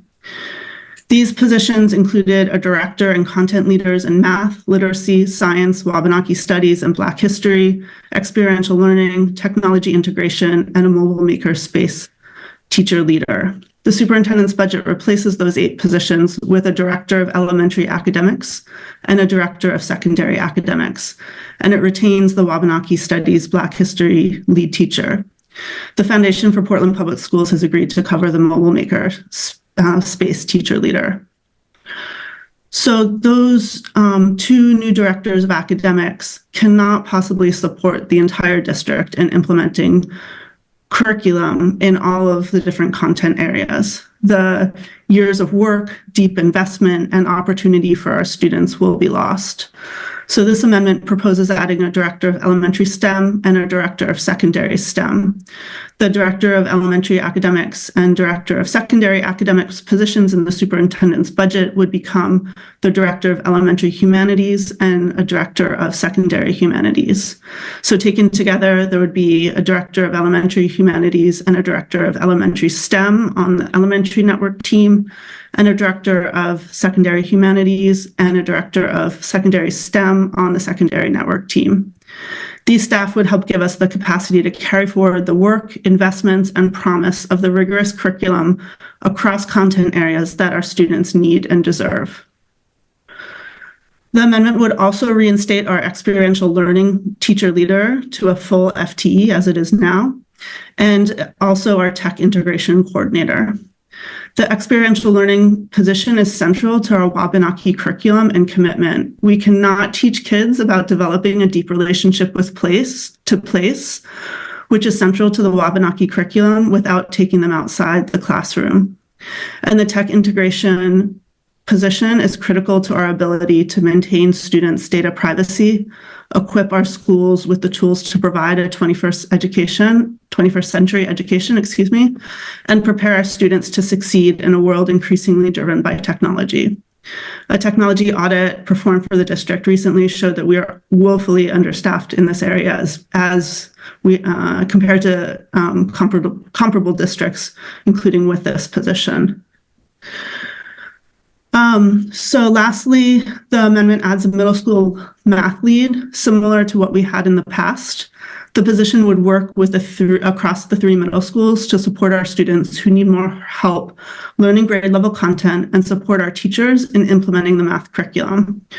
While we currently happen to have an instructional strategist at each middle school whose background is in math, that job description does not specify support in math, and the wide range of instructional strategist responsibilities and duties leave no time for focused, content-based math teacher support.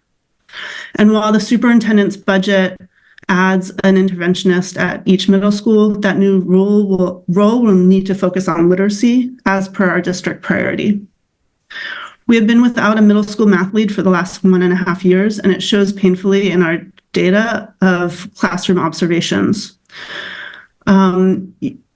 where just looking at the mid-year classroom observations, the data shows that we're making much more progress at the elementary school levels where we've had this level of support.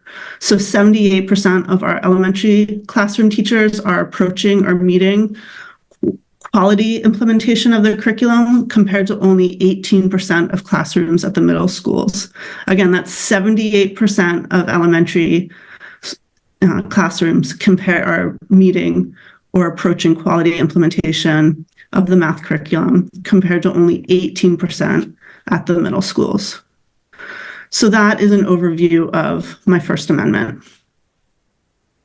I'm happy to take questions on that.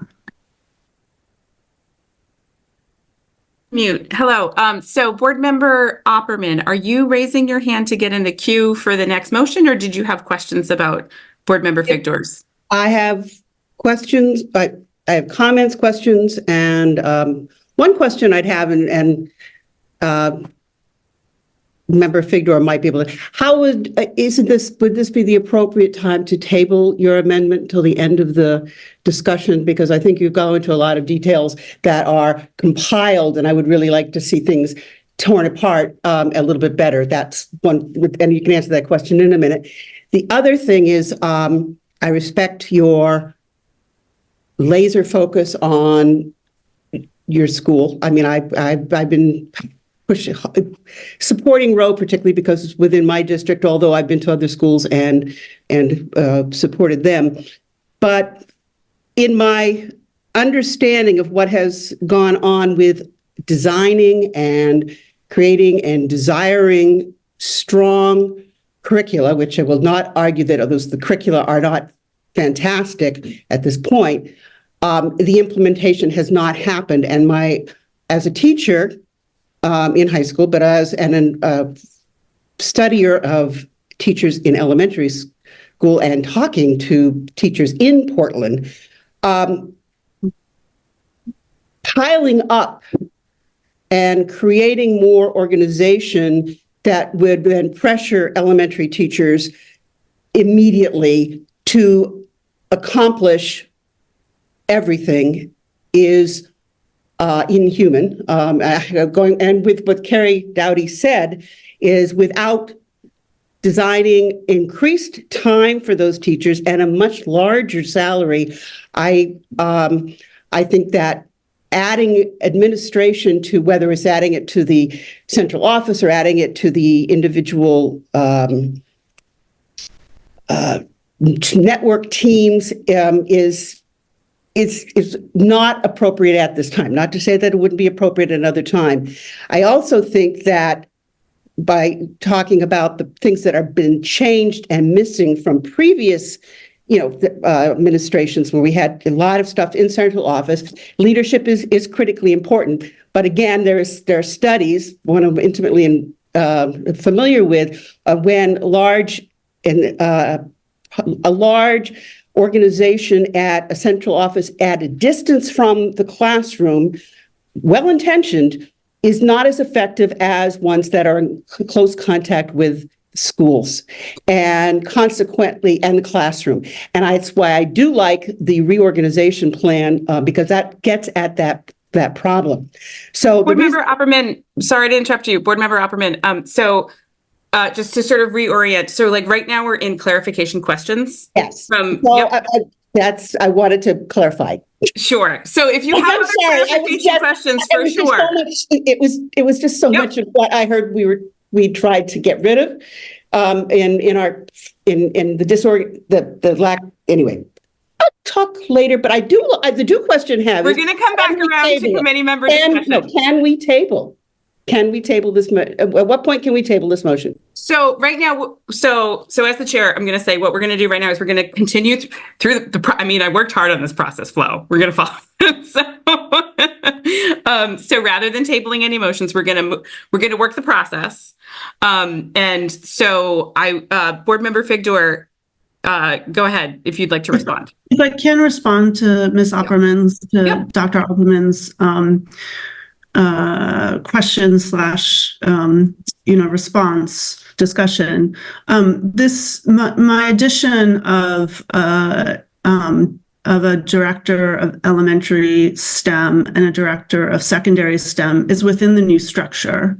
So it is not retaining those positions at central office. It is putting those two staff people within the new network teams, completely within the structure that Superintendent Scallon has proposed.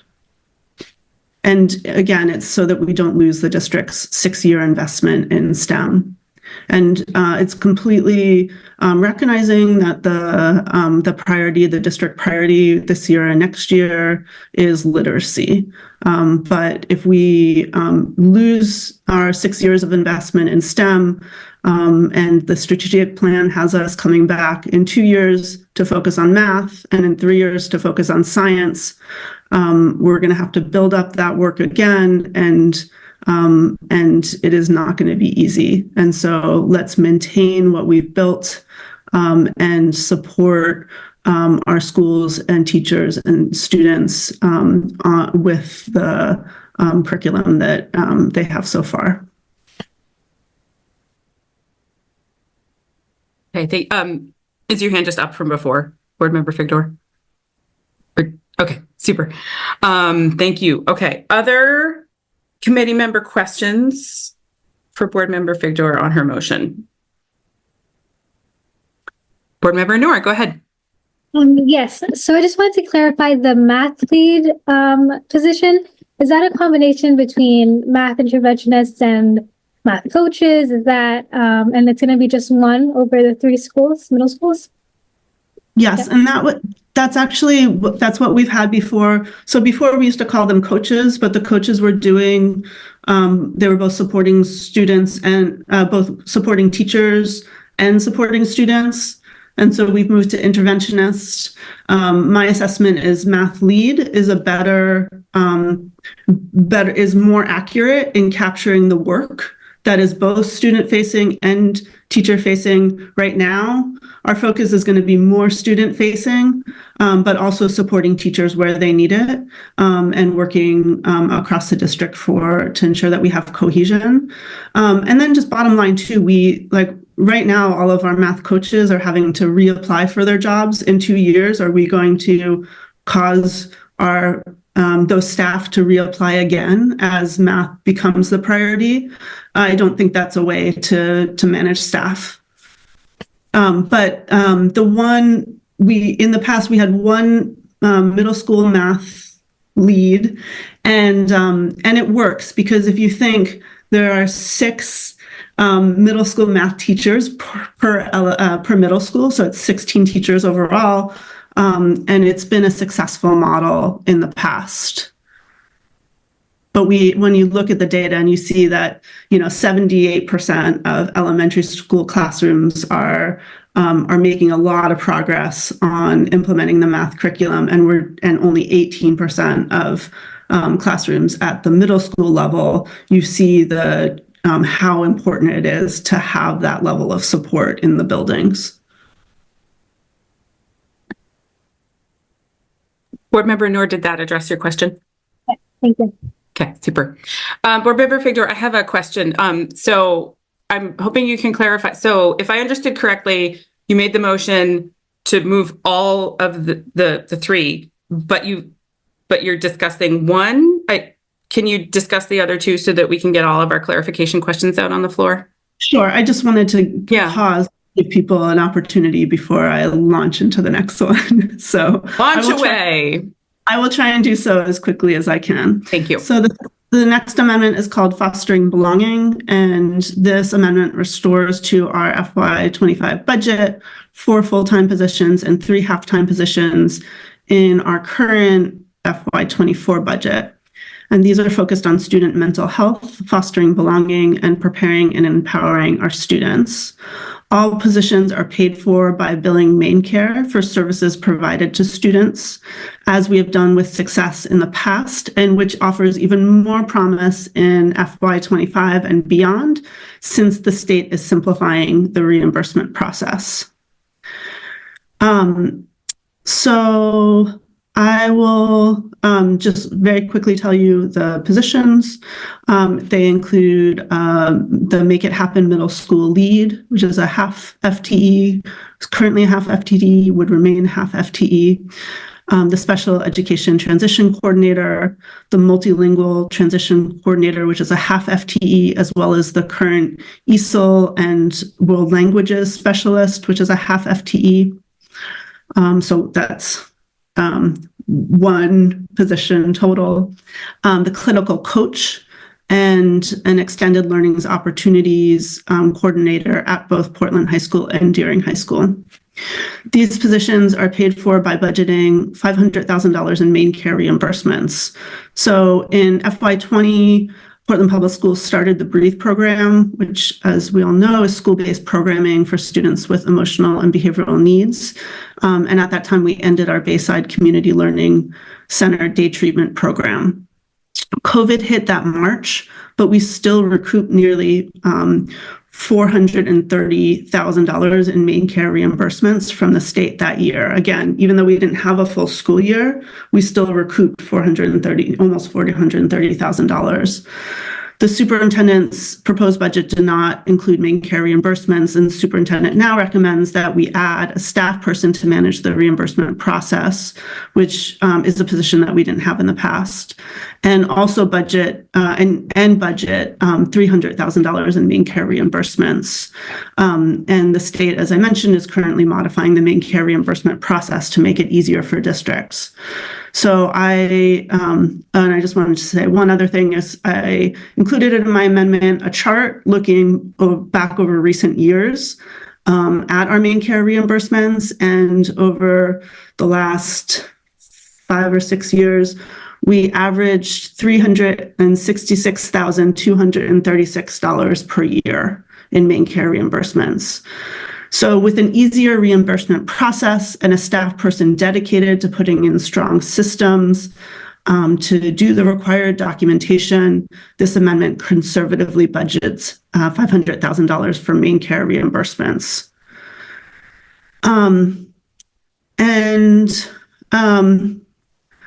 I think I won't go through the specific positions here because I believe they're mostly present in some of the other amendments as well.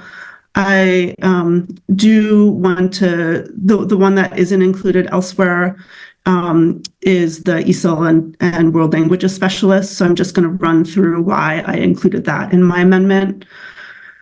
So the ESOL and World Languages Specialist, that's a half FTE, is a vital piece of our work to continue to strengthen home language, add value to the language profiles of our students, and prepare them for post-secondary work, as well as to coordinate the Seal of Biliteracy work, ensure that world language programming is aligned and effective across the secondary schools, and staff the Spanish immersion program. So this position supports schools and students with heritage language testing and getting a baseline for multilingual students in their home language, both literacy and proficiency, also for special ed and for RTI referrals. The position also is critical in enabling 40 to 60 students per year to get the Seal of Biliteracy and testing another 40 to 50 additional students. And it supports the Spanish immersion program at LICEF with numerous visa requirements for visiting teachers. And I think I'll leave it at the, maybe I should just also mention on the extended learnings coordinator. My amendment retains an extended learnings coordinator at Portland and adds it back into the budget well, both positions aren't in the budget, but we had an extended learnings coordinator at Deering until December when we lost that staff member. But the position is critical at both comprehensive high schools. And I believe this person absolutely has to be in the building. I think core to the success of this role is the ability for students to know that person and to be able to walk into the office and have that level of access to the coordinator. So I'm happy to take questions on this or to go into details about the other positions, but I do think that there is a level of agreement on many of these other positions. Yeah, I want to make sure, Board Member Figdor, that you get the opportunity to speak to everything that's within the universe of your motion. Do you feel like you've had the opportunity to do that before I open up committee member questions? I have one more amendment I would like to describe, but do you want me to answer Ms. Opperman's question first? My question is over the whole thing. Yeah, okay. So, Board Member Figdor, go ahead. The third amendment is called Structural Changes to Reduce Future Costs While Better Serving Our Students. So this amendment adds 2 one-year-only positions to help lead the work over the next year to reduce the cost of public education in Portland. The amendment also provides 1-year-only stipends for building technology coordinators to establish the infrastructure to sustain 21st century schools. And the 2 positions and stipends are paid for with reserves. Again, it's because they're 1-year-only positions, so we're able to use reserves to cover the costs. I do want to mention that I updated the stipend total for the building technology coordinators. I did not accurately calculate it the first time. And so the updated amendment is in board docs and I circulated it to the board right before the meeting.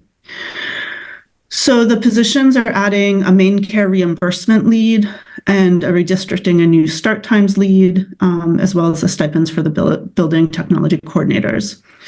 So the superintendent's budget estimates that we start FY25 with over 10.9 million in our fund balance or reserves, and his budget allocates 3.5 million for FY25, leaving the remaining fund balance of about $7.4 million.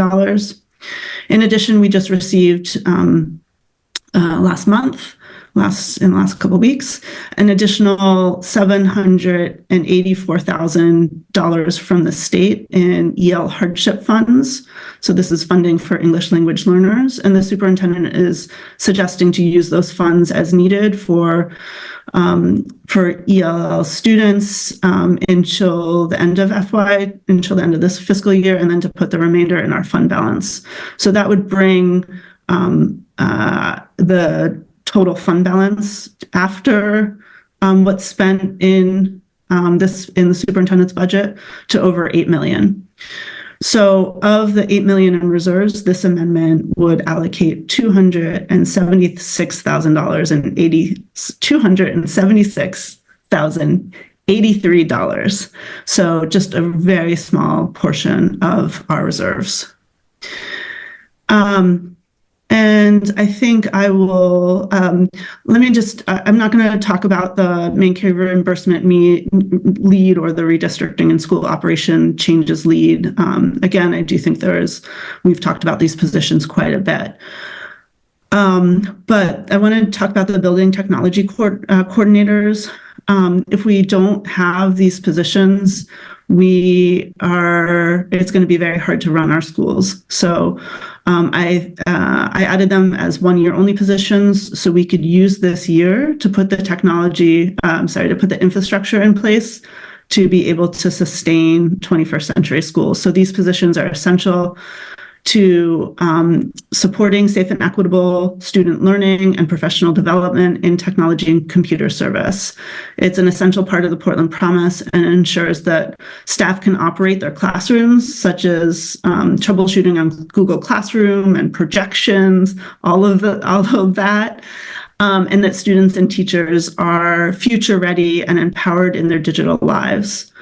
And again, I see this coming year as an opportunity to put the infrastructure and systems in place to sustain that work into the future. And that is all. Thank you, Board Member Figdor. So just to re-ground where we are. So we are now at the point of calling for questions from committee members to clarify and better understand the motion. Board Member Opperman, did you still have, I see your hand is down, but I wanted to make sure to gather your question. If you'd prefer to wait until we get to the committee discussion, you can certainly do that. Just a question. I was adding up the numbers and did see the addition of doubling the building coordinator, more than doubling the building coordinator position money, technology group, that it's Emily, it's $400,000 beyond the money that was saved by your version of Maine Care, the benefit renewals, and the PFML. Is that correct? So it'd be $300,000. I'm going to state it differently because is it $300,000 or not?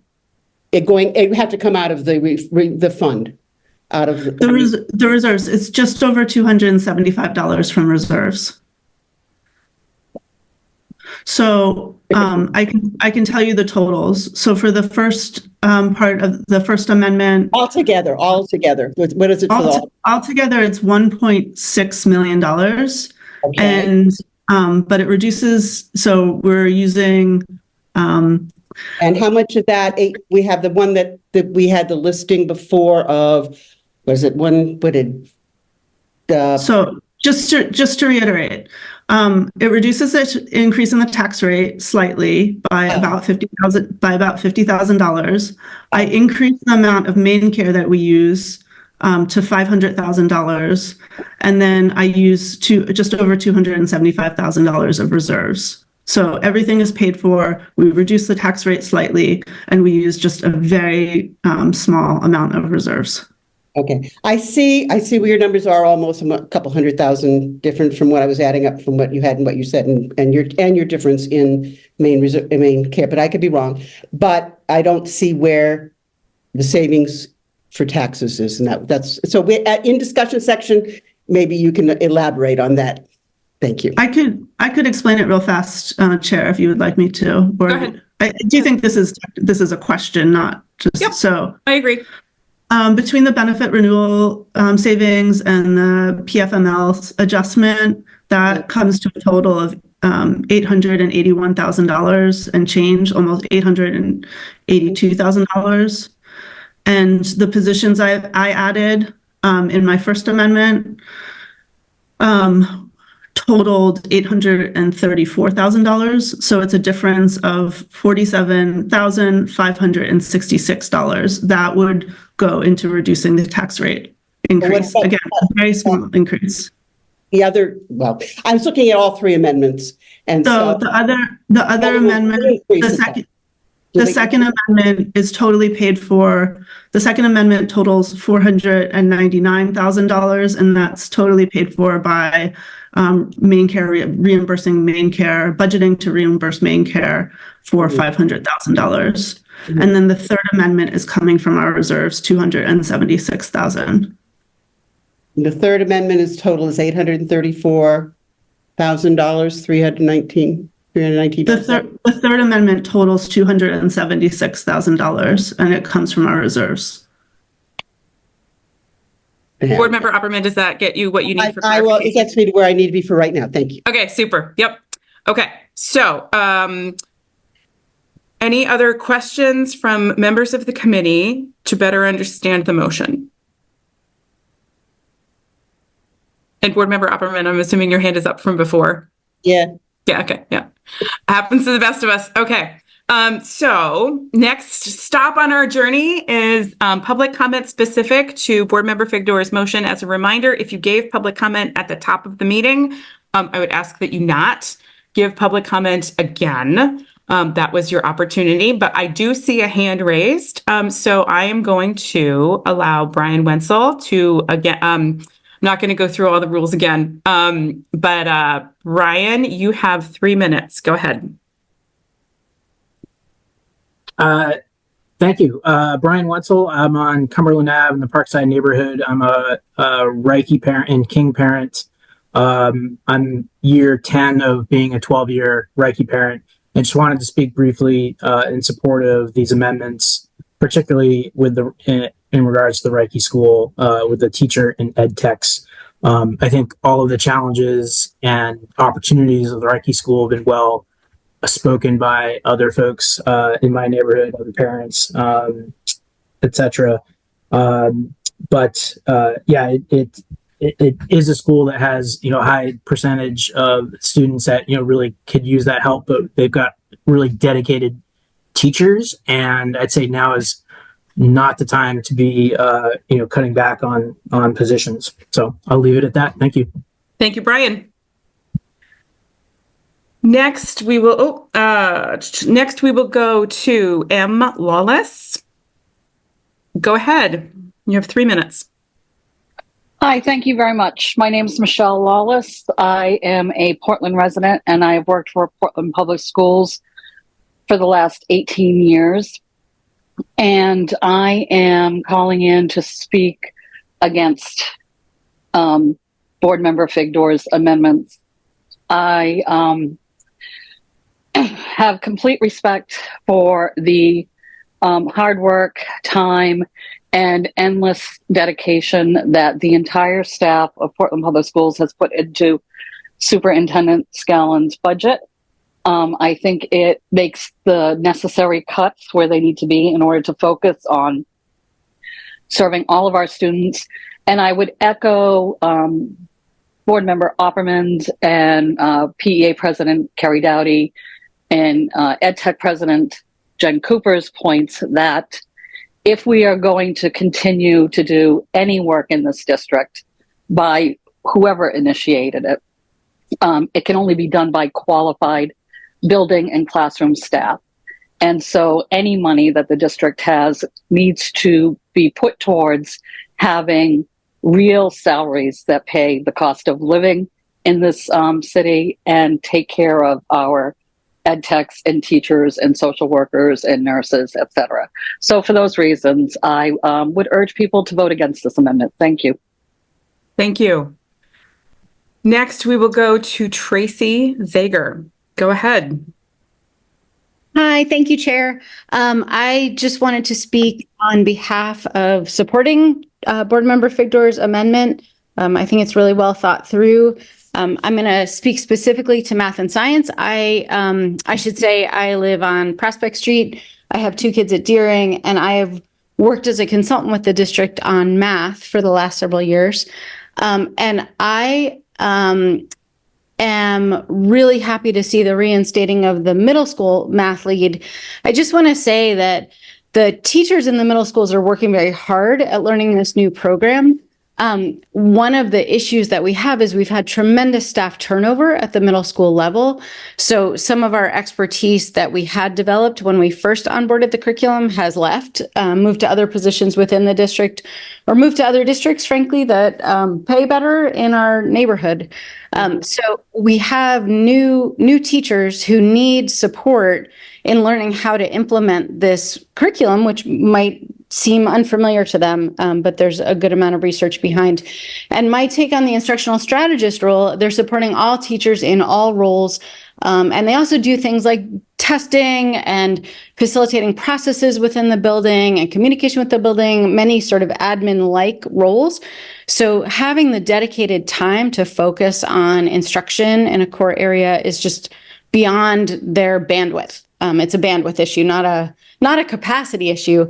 Although, as Board Member Figdor said, it's kind of happenstance that the current folks in those roles have a math background, and if staff changes, that could change completely. So having someone with the content expertise in math who's focused on math at the middle schools would be tremendously helpful. And then I also just wanted to support thinking long-term about math in the elementary school. Dr. Scallon and I have talked about the shifting of the roles. There are really 3 roles that the math leads have. They support teachers with professional learning, they support students with intervention, and they are an incredibly effective district-wide team to build coherence and alignment across our district, which really matters when you think about things like vertical planning, transitions to the middle schools, students moving from school to school, which we see a lot of. They unify processes. So the balance of which of those roles is front burnered is going to be different in different years as the strategic priorities of the district shifts. Tracy, you have 30 seconds left. Great. I'll use that and then I'll be done. And the people in those roles understand that fluidity. In fact, without being told, when we adopted EL, they shifted. They said, oh my God, my teachers are overwhelmed with EL right now. I'm going to shift to focusing on our intervention curriculum, capacity, and process, which is what we've been doing. So we all understand that it's fluid, but if we change the name to intervention, that actually decreases the fluidity and ability for those people to be responsive to building needs and support new teachers. So writing a job description that will stand the test of time so folks don't have to have the anxiety. Tracy, that's your time. Are you within like 10 seconds? I'm within 10 seconds. Go ahead. They have a tremendous amount of anxiety right now about reapplying for this position. And they're all saying, wait, what's going to happen in 2 years? So if we could just write all the coaching lead descriptions to match our long-term goals, that would make our staff feel much more comfortable in the district. So I think that's a cool. Thank you. Thank you, Tracy. Next, we're going to go to Courtney Graffias. Courtney, go ahead. Hello. Thanks so much. I am the tech integration coordinator, and I also work with building tech coordinators. And I just wanted to state that each school has a building tech coordinator. That's a staff member who is on site daily, and they support teachers in minimizing productivity loss and teaching disruptions so that they can project, so that they can use Google Classroom, Infinite Campus, Clever, and the vast array of technology tools and platforms that we rely on in order to instruct. And so without having these support positions in place, it will impact the ability to be able to present instruction. So I just wanted to share that important information related to building tech coordinators. Thanks. Thank you, Courtney. Okay, I am going to close public comment for this motion. And we are now into committee member discussion of the motion. Board Member Figdor, would you like to quickly restate the motion that we have on the floor? Sure. The three amendments in total are, I'm calling strengthen the school budget to meet the Portland promise. The first one is closing the opportunity gap and maintaining academic rigor. The second is fostering belonging. And the last is structural changes to reduce the future costs while reducing future costs while better serving our students. And in total, these amendments would slightly reduce the tax rate increase. And by using the savings that the superintendent has identified, from the benefit savings calculation, as well as from the Paid Family and Medical Leave Act legal interpretation. We then would budget $500,000 from Maine Care, which is completely feasible and within what we've budgeted in the past when we didn't have a dedicated staffer, but this is adding a dedicated staffer to manage that process. And finally, we use reserves for 2 one-year only positions and building technology coordinators. It's a tiny portion of our reserves, just over $275,000 of more than $8 million.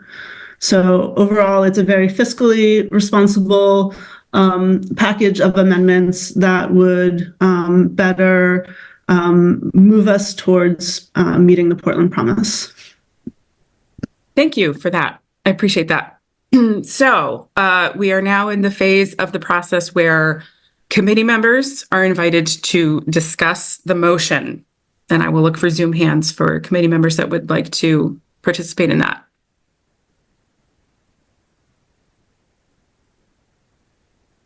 Board Member Opperman, go ahead. I would sit back if anyone else on the committee wanted to make comment, because I don't want to hold it. You have the floor, Board Member Opperman. Go ahead. Yeah, well, so I really appreciate, Member Figdor's wish and intent, and I really am concerned, and I'm concerned with any time we are extending ourselves too far. I do not like having to look at clumps of things. I wish this was broken down in individual positions. The reason saying that, where I might say building technology, you say building technology coordinators, I might say technology staff, so that it can be put where it needs to be, not a central office necessarily, but somewhere else like that. And my concern with extending learning opportunities, I agree, incredibly important, incredible opportunity. It's limited to one school now. It was not being sustained over at Deering, and I don't know what. I believe there's some, talking to Andrea earlier today, that there's some coordination with guidance at the Casco Bay that, I think we need to maintain a position. I think the position might have to take care of fewer things, but keep it going and get it going in other schools and rely on guidance or rely on vice principals, these other administrative position people that really need to step up because I think, that some of this is what they are supposed to be doing and helping with in a real system, even with all of the extra concerns we have in our district. I appreciate all the comments from the parents at Reiki and King. I've heard the same comments from Rowe parents. I've heard the same comments from Ocean parents. And one thing I will note that in every single school, there is a challenge to meet the needs of those who are oppressed or are needy. And I think personally that, I would say that I would say increase the teachers whether you call them Title I teachers or teachers. I've actually said increase it by 3, increase the teachers, but leave them in a more fluid position so that when things switch and change, and they will, they always do every school year, and school boards never, ever can give enough to cover all those things, that be more fluid. So that's kind of why I wanted to bring up a tabling, because I wanted to say, hey, can we go look at these things in the other proposal amendments individually, and then maybe add what we agree on clearly, and then if we need to add more. That's why I wanted and whether or not Ms. Chair Brydon would even consider that, I don't know. But I honestly believe that you believe that there's a savings to taxes, whether you take it out of the fund or what you might say. These amendments are in the neighborhood of you said what, $300, $200+ over what. You said it was 1.6 million, and and even with your adjustments, it's in the neighborhood of $300,000 to $400,000 more than that. So whether you have to take them here or there, it is not. I just wish you wouldn't say it was saving taxes, and we're not decreasing taxes. If we're going to do that, let's just say we're going to take money out of the reserve and decrease taxes, and say that clear. But that's my comment on that. So as a whole and as presented, I'm having a very, very hard time with this. I personally believe that several of these things are absolutely correct. I may disagree with the actual numbering. Some I disagree. I think we can't do right now, because I honestly believe I have a mandate to do the best we can without overburdening teachers with stuff or overburdening taxpayers, who are often teachers, with additional costs, period. I'm done. Thank you. So, Board Member Noor, I see you. I'm going to give Board Member Figdor a moment it looked like you had something that you wanted to respond to. So I just want to give you the opportunity to do that, Board Member Figdor. Thank you, Chair. Yeah, I definitely didn't say we're going to decrease taxes, but we're going to decrease the increase to the tax rate. And very slightly, $47,000 less than what the superintendent proposed. So just to be clear, it would be a very small reduction to the tax rate increase. Board Member Figdor, do you have off the top of your head so instead of 6.85, what it would become? I don't have, in past years, we've had like a calculator that enables board members to do that, but we haven't. It would probably, my guess, it would be 6.8, 6.75. Yeah. The superintendent might be able to tell us, but it would be tiny, but it is a small decrease to the increase. Yeah. Okay. Thank you. Board Member Noor, go ahead. I just had a concern about the second amendment for the Maine care reimbursements. The 500,000 is, from what I'm understanding, just a estimate of what we'll receive.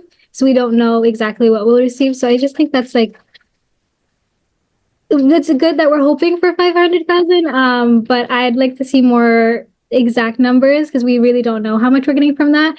And it might be a little too risky to put all these positions just under that reimbursement. That's all. Thank you, Board Member Noor. And Board Member Figdor, again, I'll give you the opportunity to quickly respond. Yes, and I hear that, Board Member Noor. The superintendent has suggested 300,000. That's also just, it's a goal that we would move, that we would work towards. The 500,000, we've never had. So when we launched the Breathe program in FY20, we brought in or recouped nearly $430,000 from Maine Care, and that was in a short year because we closed schools down that March for COVID, and that that was without a dedicated person, as is included in my amendment and as the superintendent has recommended, to actually run that process and put in place systems to recoup the money. We should actually be able to bring in much more than that. I'm just going to look real fast to see if I have the number in front of me on what we've budgeted in terms of our these services, but I don't have it. What I have is in fiscal year 22, which is a long time ago. But then we budgeted overall that we were going to provide $1.7 million in Maine Care services. So this is what we're suggesting, is that we recoup a very small amount of what we're actually spending. We should be able to recoup a whole lot more.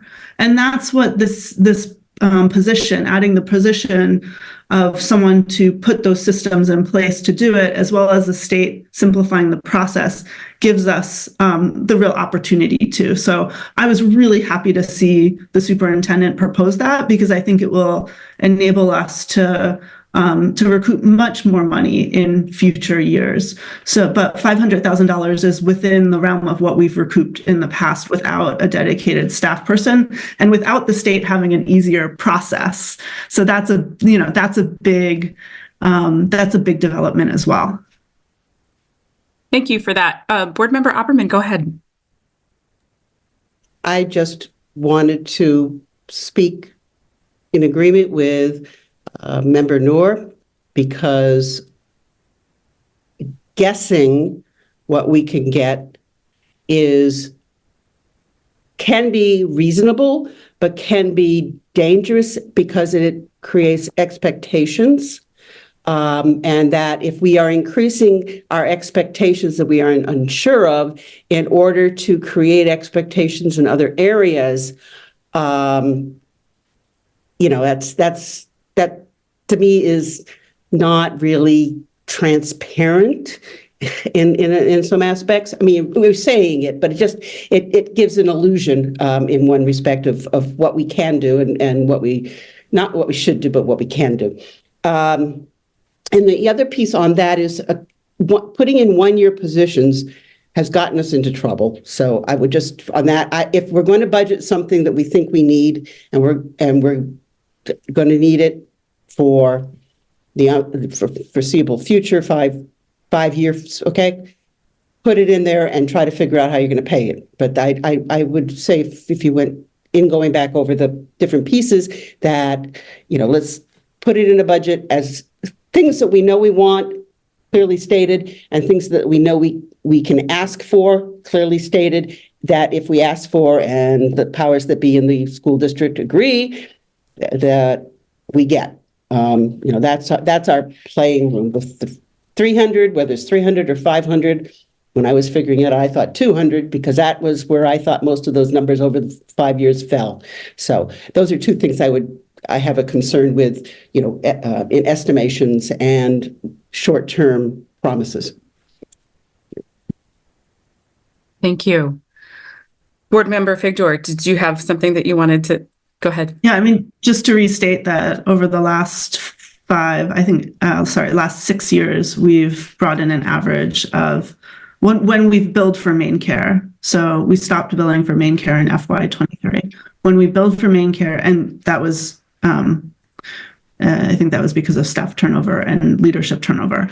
But when we billed for Maine Care in the previous 6 years, we averaged $366,236 a year without a person leading that process and putting in place the systems to recoup that money, and without the state having a simplified process, which has not happened yet, but the state is working on.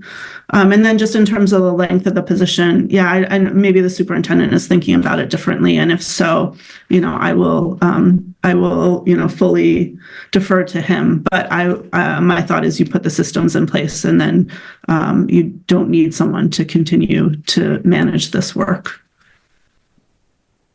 So that's why I made it a one-year only position. And the other position included in this amendment my third amendment is someone to lead the work over next year, looking at moving to middle school students to Metro, and redistricting. And so that's definitely a 1-year position. We'd be looking to make those changes in FY26. Thank you. Board Member Opperman, go ahead. Just a clarification, talking about positions, I would wonder in saying, and this is not to you particularly, Emily, but it is in general to the $100,000 to look at the middle school, to look at the Metro possibilities as not a position, but as money that could be used in whatever needs to be done. So I wouldn't want to say that is even to say it's a stipend. That personally, I don't know how it's appropriate, and I defer to the powers that be. And if the superintendent is thinking about those as contracts and different people, absolutely. And the dollar figure there was his dollar figure. Yeah. But I just don't like to give people an expectation and then pull it away. I think that's really hard on our staff. This is what's hurting right now for me and saying, no, I think we need to pull back on some things. But I do, again, say, let's do the best, strengthen up what we have, build the people we have that in this smaller budget, and go from there. Because I think we'll become attractive to individuals who may have left, or people in other districts that are tired of their administration. I'd like to see people want to come here and know that it's, we have this high expectation for teachers, but a high respect and fiscal respect as well. That's enough. Thank you for all of those thoughts. So I will share that. So first of all, I want to acknowledge Board Member Figdor, the amount of time, care, energy, attention you've put into your amendments. I want to express gratitude for that. I want to acknowledge that there is so much common ground among members of the committee in terms of, we all have, I think, very similar goals in terms of, providing the best education that we can to the students of Portland Public Schools. And I think that, at least for me, speaking for myself, there are so many things in those amendments that I love, and I take a slightly different approach in terms of how to get there. So I will be voting no on the motion, because I have some concerns about, as an example, I think that it would be smarter to be a little bit more conservative about the Maine care reimbursement number. As we've talked about, I love your optimism, love it, but I would like to see us be more conservative about that. I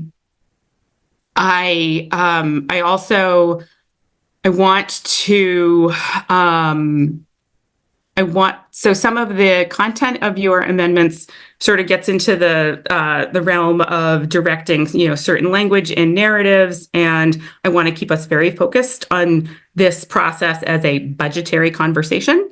So that's another concern that I had. And again, I think I share a lot of the goals that you have, and my personal approach to getting to where I think, many of us want to be, is a slightly different path. So that's why I will be voting no. Is there any other committee, certainly from Board Member Figdor as a response, or any other of the committee members? I want to make sure that we have exhausted all of our committee discussion before we do the roll call vote.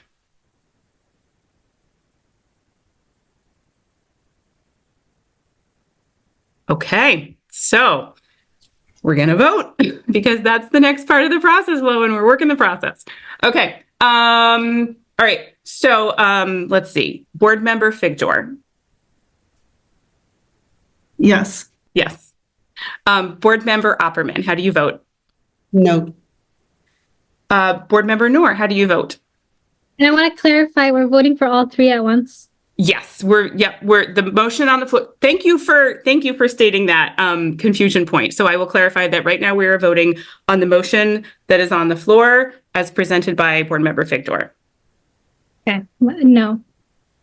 Thank you. And I am voting no. So the motion does not pass with Board Member Figdor voting yes and Board Members Opperman, Noor, and Chair Brydon voting no. So the next part of our process flow indicates that we then go back and see if anybody else has a motion to amend the budget. However, we have been here for 2.5 hours, so I'm going to suggest that perhaps we might take a 15-minute break, and I would look for committee members to just show of hands whether you're okay with that. Super. Okay. So I would ask that everybody please return at 7:15. I'm going to mute and turn off my camera, and we'll be back at 7:15. Thank you so much. Thank you, folks, so much for returning for more of our conversation.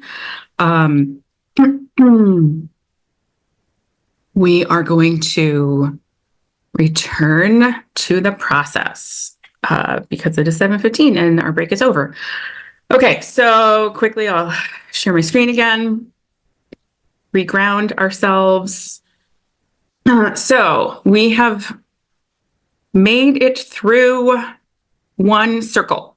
So we've gone through and we've come back around. And so we are back at the back at this rectangle once again. And so I will stop sharing now that we have had that reminder. And I will issue a call to see if another committee member has a motion to amend the budget. Board Member Opperman, go ahead. Thank you, Chair. I have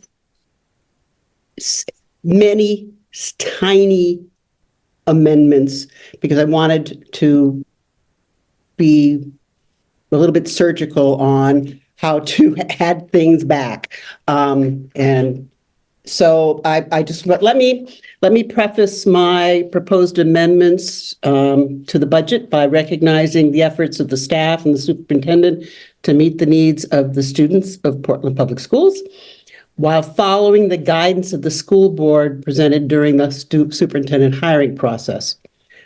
The budget seeks to improve student outcomes by prioritizing individual social and academic needs. And it begins to address the need to support classroom staff, particularly in the elementary schools, by increasing preparation time and support staff for students with special needs. And again, I iterate, it begins to address. The budget recognizes the board's fiscal responsibility to the community by assessing all needs and making strategic changes that will begin to change the fiduciary, like that word, trajectory of the Portland Public Schools. That said, restraining our wants to expand programs within the local revenue exhibits our intent to embrace and improve the respect and fiscal respect given to teachers, ed techs, the SEC, all members of the staff throughout the district. So with that, I have several outcomes that are investments. So the first one I have is I move that the Portland Public School budget increase to include 2 FTE Title I teachers and 1 FTE elementary teacher, not designated, and then 2 FTE education technicians for a total cost of $319,000 and $278. So would you like me to read every one and then we go back and vote on each one? So it's up to you, Board Member. Why don't we have questions or comments on that one? Just to be what the thoughts are. So I would like to have us structure our conversation and our questions and all that in terms of what we're going to be voting on. So if you would like to make a motion to just make those changes that you just described, that's all we'll vote on. But if you want to speak to your whole document, then that's what we'll vote on. I would like to speak individually, please. So and you want us to vote individually? Yes, okay. Yep. Okay. So okay. So you are making a motion to add those three things. Adding those three positions. Five positions. Five positions, 3 bullet points at a cost of $319,278. Yes. Okay. Okay. Look at us getting clarity. Okay. So now we're going to move into committee member questions. Board Member Figdor, go ahead. I have a question on the one elementary teacher. Just to clarify, the superintendent has the ability to add elementary school teachers as needed to meet the staffing ratios. And we wouldn't want to add a teacher that was outside of our staffing ratios. So I would love to get clarity in terms of what this position would be. Well, excellent point. What I found watching our process last year and going into the school year, that the staffing ratios in the spring were not able to be properly met in the fall. And so what I'm saying is at this point, I see there are schools that have 2 grades in one classroom. There are schools that have, and I'm looking at elementary because I've been focused on that so much this year. Elementary teachers that have 23 to 25 students in their class. It varies, and that might be in one school this year. It might be in another school next year. It might be at Reiki. It might be at Rowe and all. So I'm not placing that in, and I don't want to place in any school. I don't want to give back a teacher that has been suggested removed from a particular school. So I don't know if that works, but that's what I would like to do. That's why I proposed it that way. So I could designate a school. I could say Peaks Island. So what, and I don't know if this is Superintendent Scallon's current commitment, but what Superintendent Batana did was he would always look at the staffing ratio, the student to staff ratios for our elementary school classrooms throughout the year. And when we exceeded those ratios, we would adjust the staffing. So that has been the past practice. I don't know if that is the superintendent's current practice and plan. Yes, Superintendent Scallon, if you'd like to speak to that, go ahead. Yeah, so I don't want to speak for Dr. Opperman, but here would be my understanding of it, is we would be following the ratios and continue to adjust, right? And so we would do that. I think what Dr. Opperman is proposing here would perhaps add to the overall budget by one elementary teacher, which would allow us to have more flexibility and to make sure that our budget is reflecting the fact that we would add. Okay, thank you for that clarification. Other clarification questions from the members of the committee? Okay, seeing none, I am going to see if there's any public comment on this motion specifically. I don't see any Zoom hands right now, but I'll give it a moment.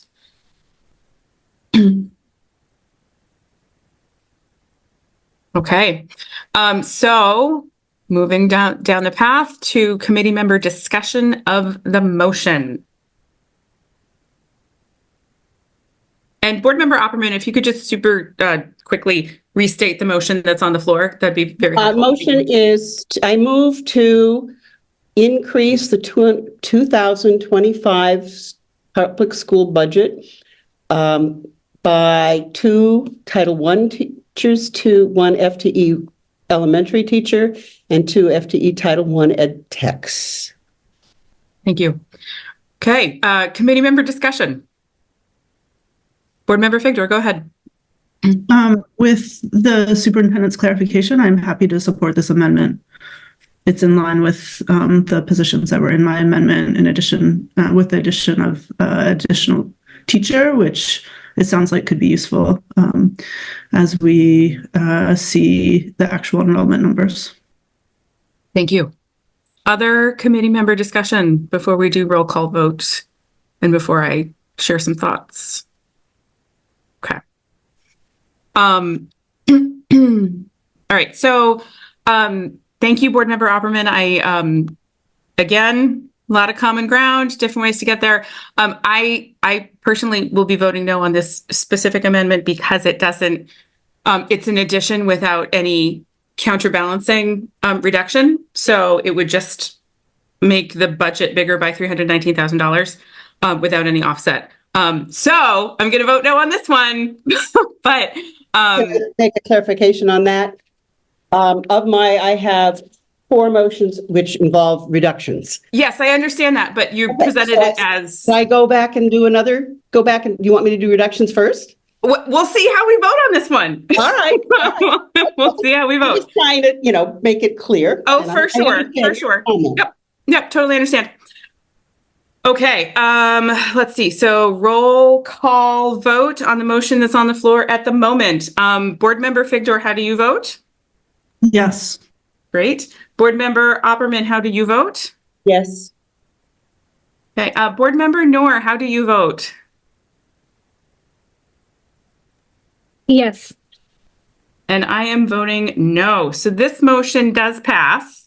With board members Figdor, Opperman, and Noor voting yes, and myself, Chair Lentz, voting no. So, oh, sorry, wait. Just to clarify, 3 in favor, 1 opposed. Chair Lentz did not vote. Oh, so. Non-committee. No, sorry. Figdor, Opperman, Noor, Brydon. It rolls off the tongue, Chair Lentz. Thank you for all the very adamant head shaking to alert me to my error. I appreciate that. Okay, so the motion, hey, we get to go through the process flow in a different set of arrows. Okay. Okay, so.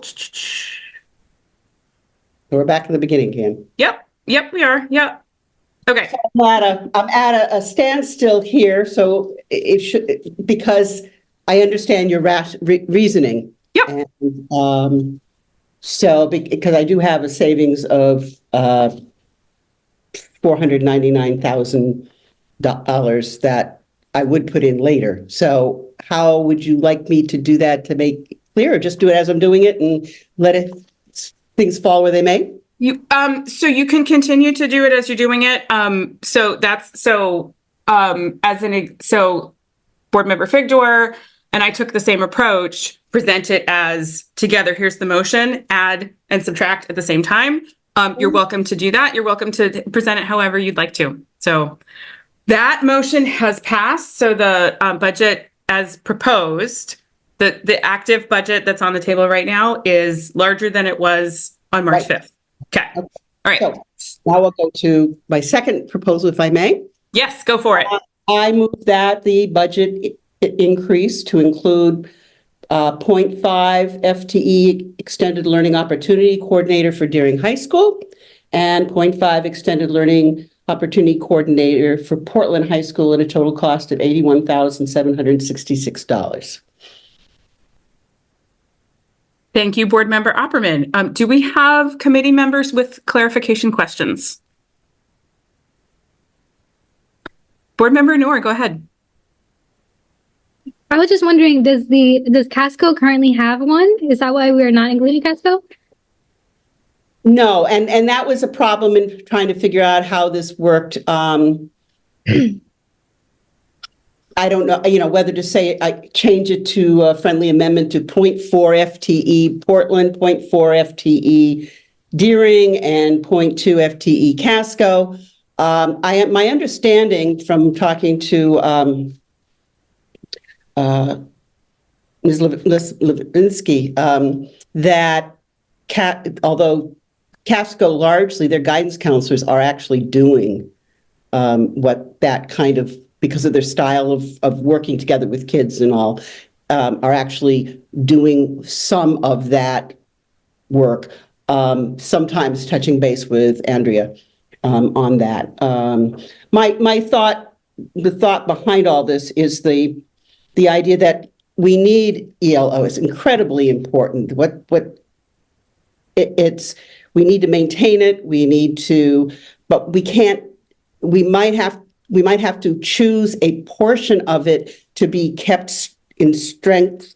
And I had some conversation with Andrea about this, but it won't be the same because it won't be everything. But in the hopes, and I can't tell people what to do exactly, but in the hopes that by actually having presumably Andrea, but if the person in both buildings, that they develop a relationship with the guidance department in both buildings, or with the make it happen people in both buildings to maybe to develop a culture, a cooperative structure, so that partially because if one person is doing it for any one building, if that person's gone, what happens is that the whole thing falls away, and you have to restart it up. But if you're starting to make almost a team effect by having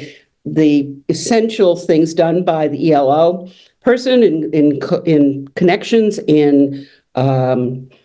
with the public, in connection with the kids, but my understanding, there's a lot of personal conversation going on and helping fill out forms, which is somewhat done with Make It Happen, which is somewhat done with guidance now, to just say, okay, let's see what can be spread in a different way.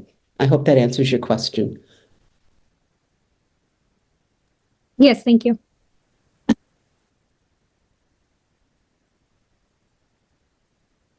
I got public comment. I can't hear you, darling. Yep. Are there other questions from other members of the committee on this motion? I will say that I guess I have a question around. I'm trying to decide if what I have is a question or a discussion point. I'll save it. So I will look for public comment on this motion specifically. And I'm not seeing any, so we will move to discussion of committee members. And I will hold off and see if any other committee members have discussion points to raise before I raise mine. Board Member Figdor, go ahead. I'm going to vote against this motion because I believe they need to be full-time positions, 2 full-time positions, 1 at each Portland High School and 1 at Deering High School. But I appreciate Ms. Opperman's bringing the ELO coordinator role forward, and agree that it's a critical role. Thank you, Board Member Figdor. Let's see. Any other committee members with discussion points on this motion? I will share that I'm going to vote no, specifically because I would like to see us not name school sites and buildings in terms. So I would like to see us as a committee and as board members approaching this budget, really stay focused on the funding and not the placement of the resources. So like ELO, and then have the staff dictate which building or buildings and how to distribute that equitably. Yes. On to that. Go ahead, Board Member Opperman. Yeah, a friendly amendment would be to eliminate the distinctions among schools, but to say one position that serves all high schools would be a friendly amendment. So let's be, you can always go back around with more amendments. Well, no, I mean, within an amendment, within it, I can change my amendment in the midstream, actually. Yeah. Would you like to change your amendment? Yes, if it will make it more flavorful, I would say that we move that the budget, 2025 budget increase to include 1.0 FTE, extended learning opportunities for the Portland public high schools. Okay. Okay. That's yep. what I do. Much appreciated. Board Member Noor, did I see that you had your hand raised for a moment? Yes, I have a process kind of question. So if, let's say, two amendments are passed and they're kind of the same thing, how would that work out in the board? Or is that a question I should leave for later? So I think, so are you saying, like, for example, like if there is a motion that's in board docs that replicates some of what we're talking about now, is that what you're talking about? Yes. Okay. So what would happen, I think, is that when we get to if we get to subsequent motions that contain some of the same content, then that motion would turn into something that looks different than it currently looks. So, the question, I think, probably, if you correct me, Member Noor, that what it is I think in your amendment, Member Noor, it's you want to actually put 2.0 in it as opposed to 1.0. And if I pass 1.0, what does that mean? You know, I think am I correct in understanding your question? The way I understood it was if we pass a motion right now to amend by adding one ELO FTE, then when we get to a subsequent motion that says add an FTE, what does that do? Board Member Noor, am I following your question? Okay, yep. Yep. So would it be just continuously adding more, or are we agreeing that we're just adding one? Right. So when the subsequent motion to amend comes up, then it would move to amend in all the ways enumerated except for the ELO role, because that's already been covered, for example. Okay, that sounds great. Thank you. Okay, yeah. Any other committee member discussion before we do our roll call vote on this one? And I will ask Board Member Opperman to, once again, thank you for your patience again in advance, but go ahead and please restate the motion. Did you, Emily? Board Member Figdor, go ahead. I was just going to discuss it. So okay, please do. I'm going to continue to oppose this. I think the success of this role is being in the school, available to students, and it's relationship based. And I don't think that one person can serve our entire high school population. So I'm going to oppose this amendment because I think it needs to be at least two positions. Okay. So the amendment as it stands, though, is that I move that the 2025 public school budget be increased to include one FTE of extended learning opportunity coordinator for the Portland Public Schools. Thank you to both of you. Okay, so now we're going to do our roll call vote. Board Member Figdor, how do you vote? No. Board Member Opperman, how do you vote? Yes. Board Member Noor, how do you vote? Yes. And I will vote yes. So this motion passes with Board Members Opperman, Noor, and Brydon voting yes, and Board Member Figdor voting no. Okay. So we now, sorry, go ahead. I got another one. Yeah. I know you do. I know you do. And I appreciate everyone's patience in letting me do it because I have a simple mind and I like to keep things in a simple way. And because who knows, you want to confuse an old lady. I moved to that. Do we have another motion? I move. Board Member Opperman, go ahead. Sorry. I move that the budget 2025 public school budget increase to include a strategic funding to meet the school organization planning, i.e. Metro, et cetera, and strategic technology support, not specifically stated what that is, for a total cost of $223,373. Thank you, Board Member Opperman. Committee member questions. You have a second? Oh, yes, sorry. So, sorry. Oh my gosh. So do we have a second? Thank you so much. Thank you, board members. Thank you, both of you. Okay, so motion on the floor. Are there questions among committee members? Board member Noor, go ahead. Yes, a clarifying question. So for this one, it's not certain positions, it's just for those goals, and the positions and any details would be determined afterwards? Yes. So that if, it's different from what member Figdor did in saying that there is a person to do the school organization planning, and there's a person to do the the technology coordination and support. The question is, what would be the best use of technology money to meet the needs of the students in the district? And it's very general.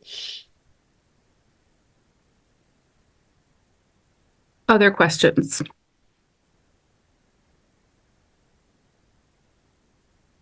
Okay, public comment on this particular motion? Being none, we will move into committee member discussion of the motion.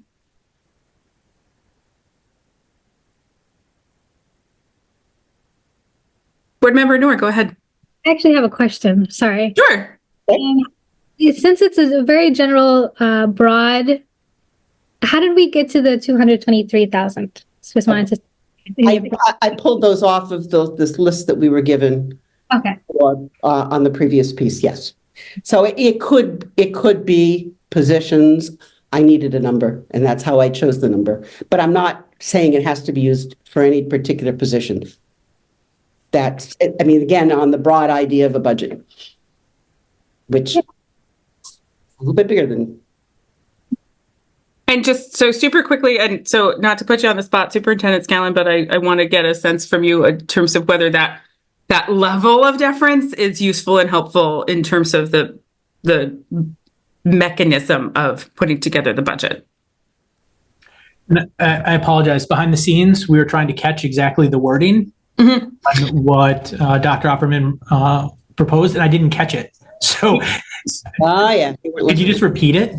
So my question to you is, if the motion is to add strategic funding for school organization planning and strategic technology support at a total dollar amount and not give more specificity than that, I'm curious about whether that is useful as part of the putting together of the budget in terms of what board oversight needs to entail. I mean, it's a continuum, right, of how granular and deferential we're being right now. So I think that is helpful, because I think that gives actually some of the flexibility that I think board member Figdor mentioned earlier, just around the ability to, whether it's a position and we're able to staff it with the right person for a year, or bring in consultant or split a consultant. I think it provides flexibility on the strategic funding. And then we have had conversations internally, because as we know, the budget has hard trade-offs. And one of them that we're looking at is that we have a reduction of 2 FTE of IT technicians. And so what Dr. Opperman's proposing, I think, would give us some flexibility to have conversations at the district level to figure out, is the best way to do that stipends? Is the best way to bring back an IT person? Is it some combination of the two? And so I think that would work for us. Okay, thank you so much. And board member Figdor, did I see your hand had been up? I was just gonna provide my view of this amendment. Okay. By all means. I'm going to vote against this amendment. I think the board's role is to understand what the budget is the budget's one of our key jobs. And in that, we need to understand what we're setting forth. And I don't even know what this means. So I'm going to vote against this. Thank you, board member Figdor. Other committee member discussion before we do our roll call vote? Okay. Let's see. Board Member Figdor, how do you vote? No. Board Member Opperman, how do you vote? Yes. Board Member Noor, how do you vote? No. And I will also vote no on this one. So this motion does not pass with Board Member Opperman voting yes and Board Members Figdor, Noor, and Brydon voting no. All right, now for the reduction ones, if I may make some more motions. Absolutely. Do we have another motion to amend the budget? We do. I move that the 2025 Portland Public School budget eliminate out-of-district placement for 4 regular ed students in another SAU at a savings of $116,572. And do we have a second on this motion? Thank you, Board Member Figdor. Okay, committee member questions.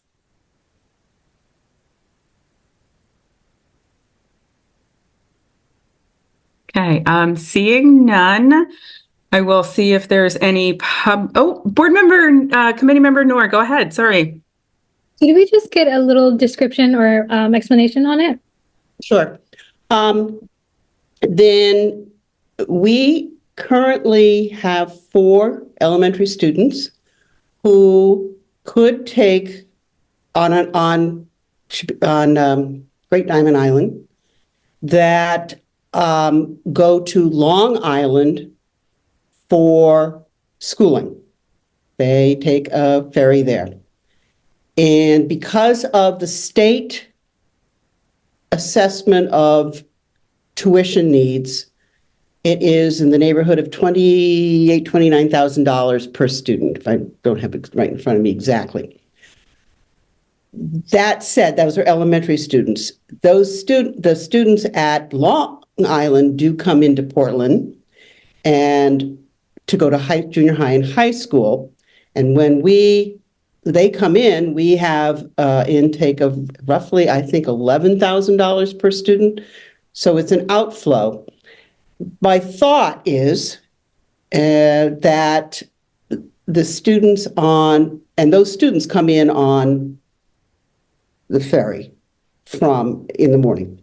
My thought is that the students on the island that are elementary could come in with the older students and go to a school on the mainland.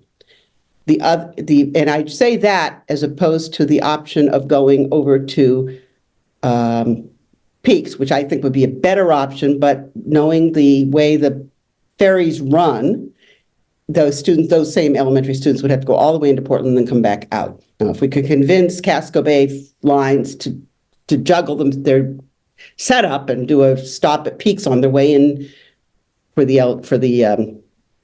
middle school students, they could then go to our public school on Peaks Island. So it's, we earlier conversation about cost per student. Island situation is different, and I do understand that in many respects, and I respect the perspective of wanting to do it, but it's a huge outflow for when it is possible to bring them in to Portland. There has been some discussion about bringing in having the students out on Cliff come in. I've taken the boat, and it is a completely different distance at all, much longer, and it would have to be a taxi, and so it would be a different expense there. So that is my thought on it. I bring it forward. I don't think it's been brought forward before. It's an MOU with the other school district. I just wanted to bring that out. So I hope that helps with some perspective. Thank you, Board Member Opperman. Board Member Noor, did that give you what you needed in terms of your question? Yes, thank you. Super. Okay. Just quickly checking for other committee member questions before I open this motion up for public comment. Any public comment on this motion? I don't see any, so we are going to have committee member conversation about the motion. Board Member Figdor, go ahead. I'm going to oppose this motion. I don't believe we can do something like this without input from the community. Thank you, Board Member Figdor. Other conversation among committee members about the motion? I'm also going to say that I will be voting no. Very similar to Board Member Figdor, I think a change of this nature requires more runway to really think it through at the impact to families and all of that. So I would put it in the category of metro and all that stuff. So I will be voting no. Any other committee member conversation before we go to roll call vote? Okay, here we go. Board Member Figdor, how do you vote? No. Board Member Opperman, how do you vote? Yes. Board Member Noor, how do you vote? No. And I will be voting no. So this motion does not pass, with Board Member Opperman voting yes, Board Members Figdor, Noor, and Brydon voting no. Oh, the arrow back. Board Member Opperman, did you have another motion to amend? I have a couple more. These are even more interesting. I moved that the 2025 budget eliminate one FTE administrator or climate staff at Portland High School. That is going from a total of 4 to 3 between vice principals and climate staff. And one FTE administrator or climate staff at Deering High School at a savings of $191,488. Thank you, Board Member Opperman. Do we have a second? Thank you, Board Member. Thank you both committee members Noor and Figdor. Okay, committee member questions on the motion. I'd like to explain. By all means, by all means. I firmly believe in improving the climate in the high schools. I am not against climate staff. In my experience as a high school teacher, granted a different district, but the role of vice principals is also commensurate with keeping climate. Sometimes people say it's discipline, but if we're trying to move from the traditional punishment discipline to a more proactive climate improving situation, we should say that. So I state it the way I do because I'm not saying which position is to be removed, because it may be that the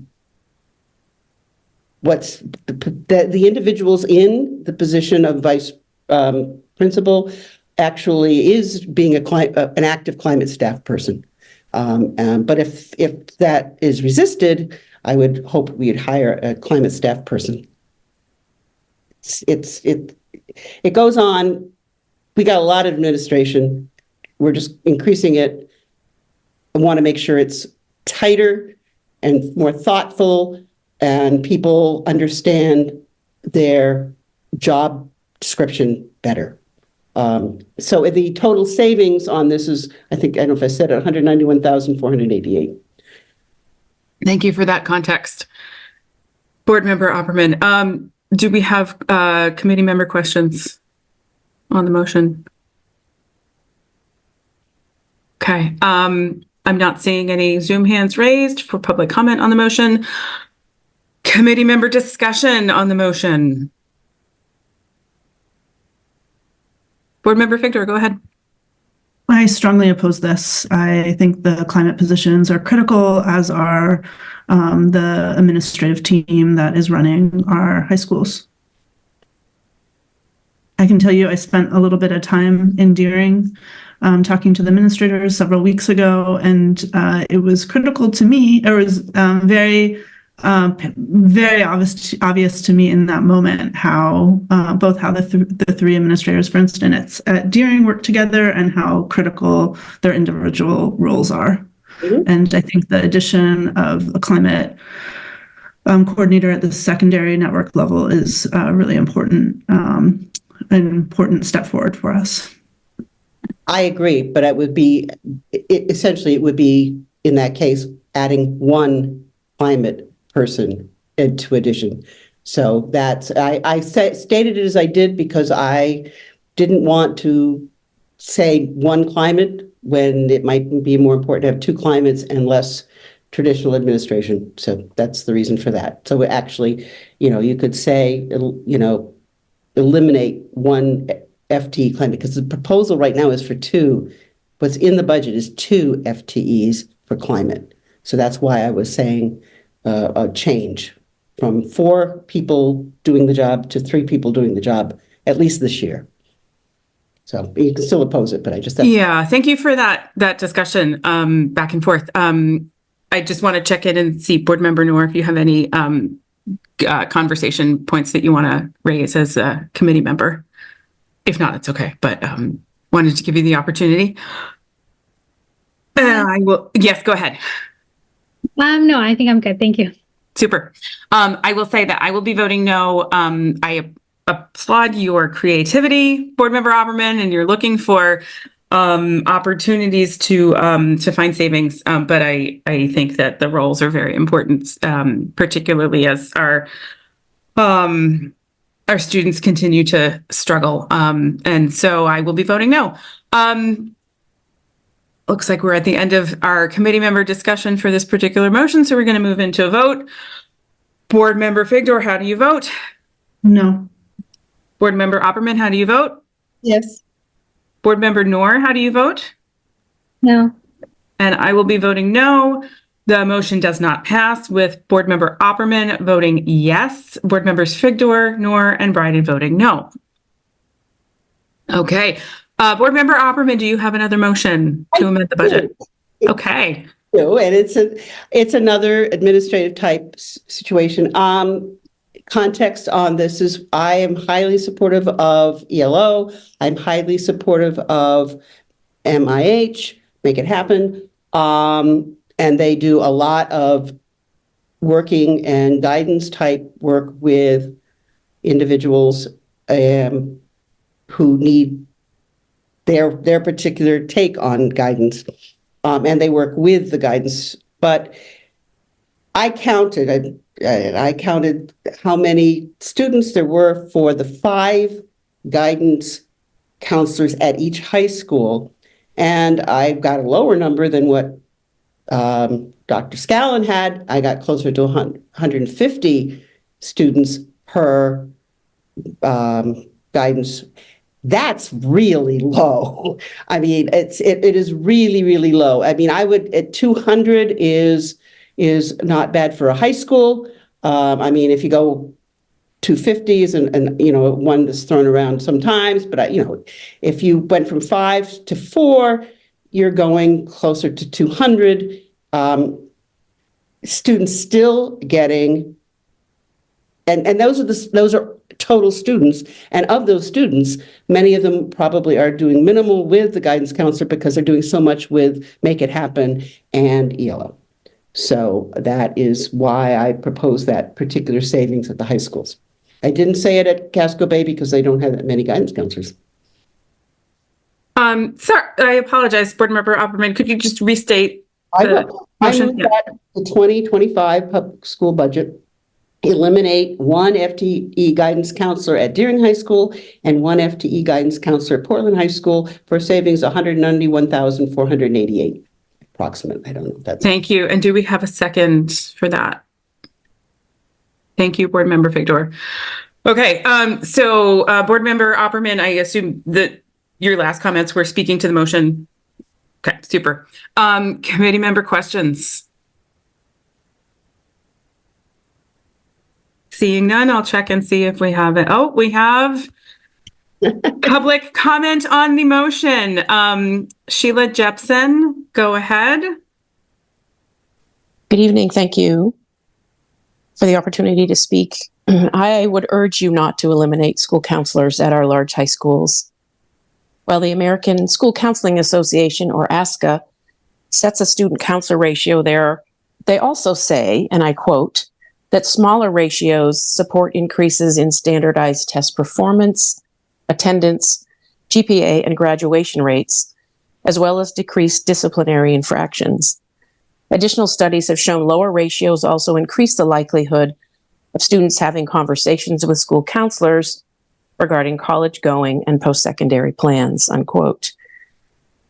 You all know and have talked tonight about the needs of our students, all students, and our counselors do an amazing job with all students, meeting and getting to know students and preparing them for each milestone in their 4 years and preparing them for life after high school. Like our ELO position, these are super important to student success and student engagement in school. In our school specifically, we've reconfigured our programming based on our current staff. This is year 2 of having 5 counselors, and oh, what a difference it makes for how we can serve students. Counselors onboard students, they address day-to-day and minute-to-minute pressing needs of students, manage and balance school-wide testing in the fall and spring, set up college visits, help students sign up for their colleges at SMCC. Our counselors and social workers follow up on attendance and students being on track to graduate, tend to McKinney-Vento students and their needs. And our counselors have created and teach all seniors in the fall of their year through senior planning. And they've created and teach all juniors in the spring of their year in junior planning, which students get college credit for. I've only highlighted a few of their responsibilities here, but having the stability for students and our programming, which is detailed at every grade level, is extremely important. I'm not asking to expand programming here, but to keep our school counseling staff at our current levels. Thank you. Thank you, Sheila. I'm not seeing any other public comment on the motion, so we will move into committee member discussion of the motion.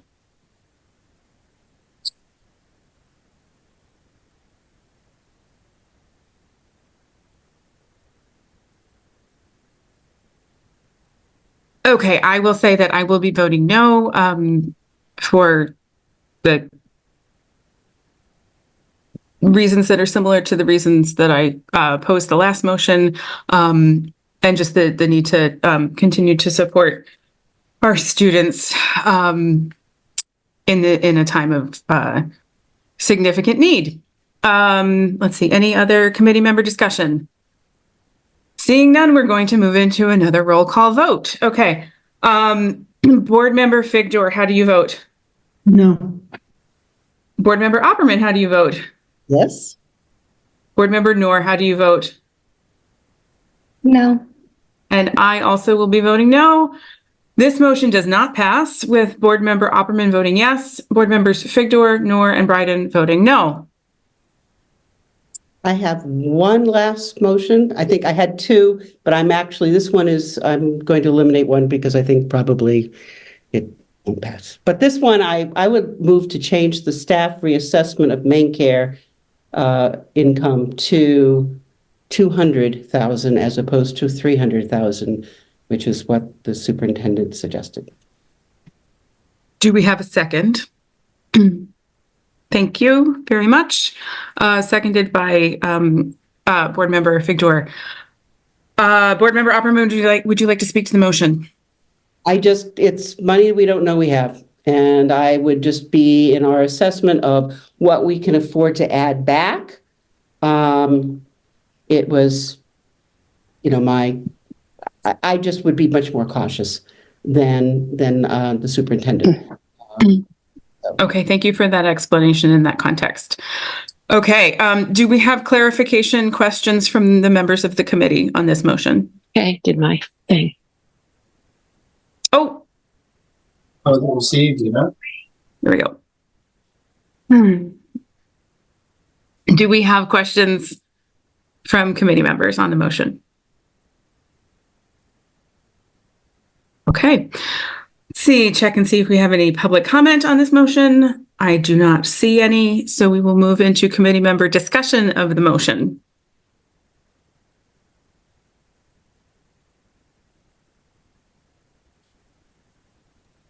Okay. Superintendent Scallon, go ahead. Can I just suggest that when we get to the wording of the amendment, if it could be reread as the proposal is to add $200,000 in Maine Care revenue? Because right now, the $300,000 is not in the budget. Okay. It's at zero today, correct? Zero. I accept that friendly amendment. I don't get to make friendly amendments, so it'll do for me. I get it. So, Board Member Opperman, could you state the motion, please? I would move to add a staff assessment of Maine Care to increase it to $200,000. Thank you, Board Member Opperman. Okay, committee member discussion about the motion. Okay, I will say that I'm going to vote no because I think that I would prefer to take the advice and recommendation of our staff and use the $300,000 amount as, you know, I want to honor and respect the time and care that they took to get to that number. So I would prefer to use that number. Okay, roll call vote. Let's see. Board Member Figdor, how do you vote? No. Board Member Opperman, how do you vote? Yes. Board Member Noor, how do you vote? No. No. And I also will be voting no. This motion does not pass, with Board Member Opperman voting yes, Board Members Figdor, Noor, and Brydon voting no. Thank you. Excuse me? So thank you, everybody, for listening to my motions. Okay, wonderful. And so let's see, it is 8:05. I would suggest that we might take it's 8:06, that we might take a 9-minute break just to be able to reframe where we are with the motions that have passed and come back and continue the conversation from a very clear starting point. Board Member Figdor, go ahead. I would encourage us, some of us have obligations that we need to attend to. I would suggest keeping going.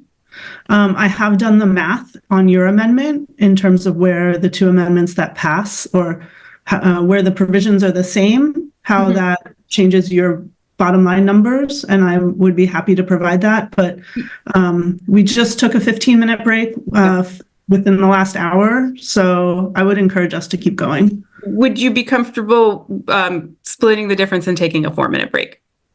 Sure. Okay, show of hands, 4-minute break.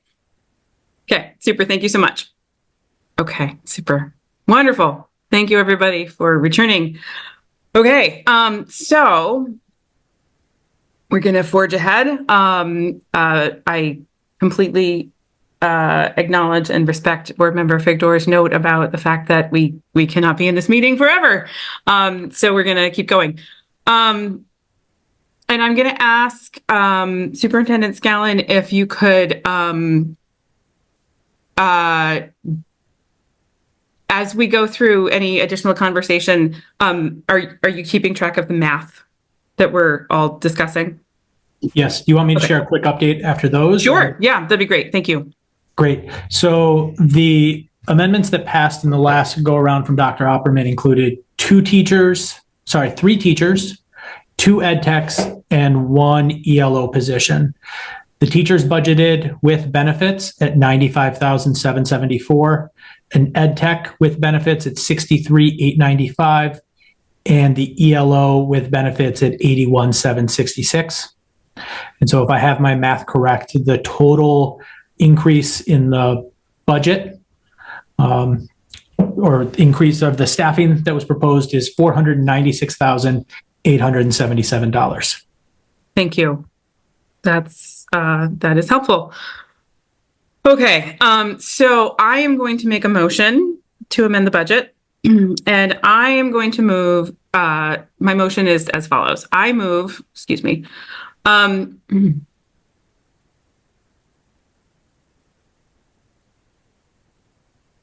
I move to add to the fiscal year 2025 budget 3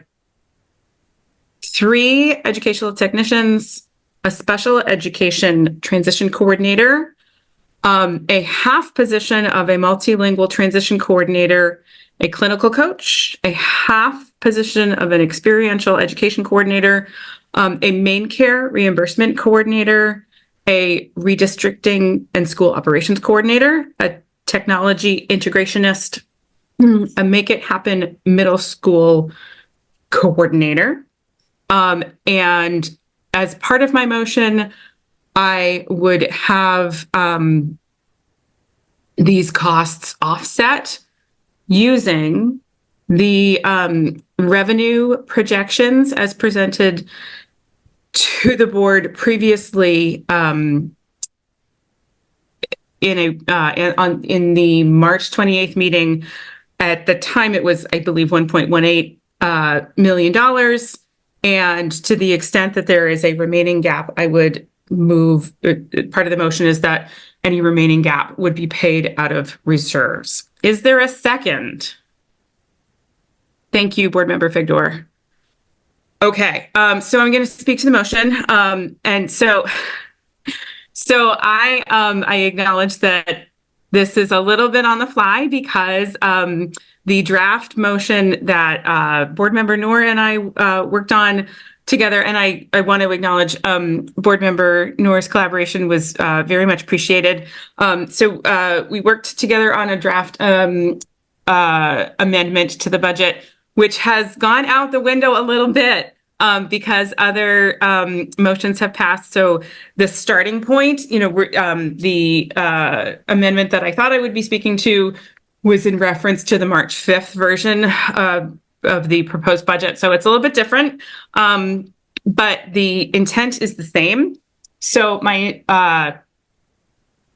the motion essentially takes most of the recommended budget add backs from slide 17 in the March 28th Finance Committee meeting. The slide that had the cabinet ranking items, the 11 items. So there are a couple of small changes that I would make to that ranking, specifically for the Title I staff. I would prefer to see us add back those roles without school building names so that staff can allocate staff as needed, particularly as enrollment numbers change. The multilingual transition coordinator on the slide was 1 FTE, and it's a 0.5 FTE in this motion.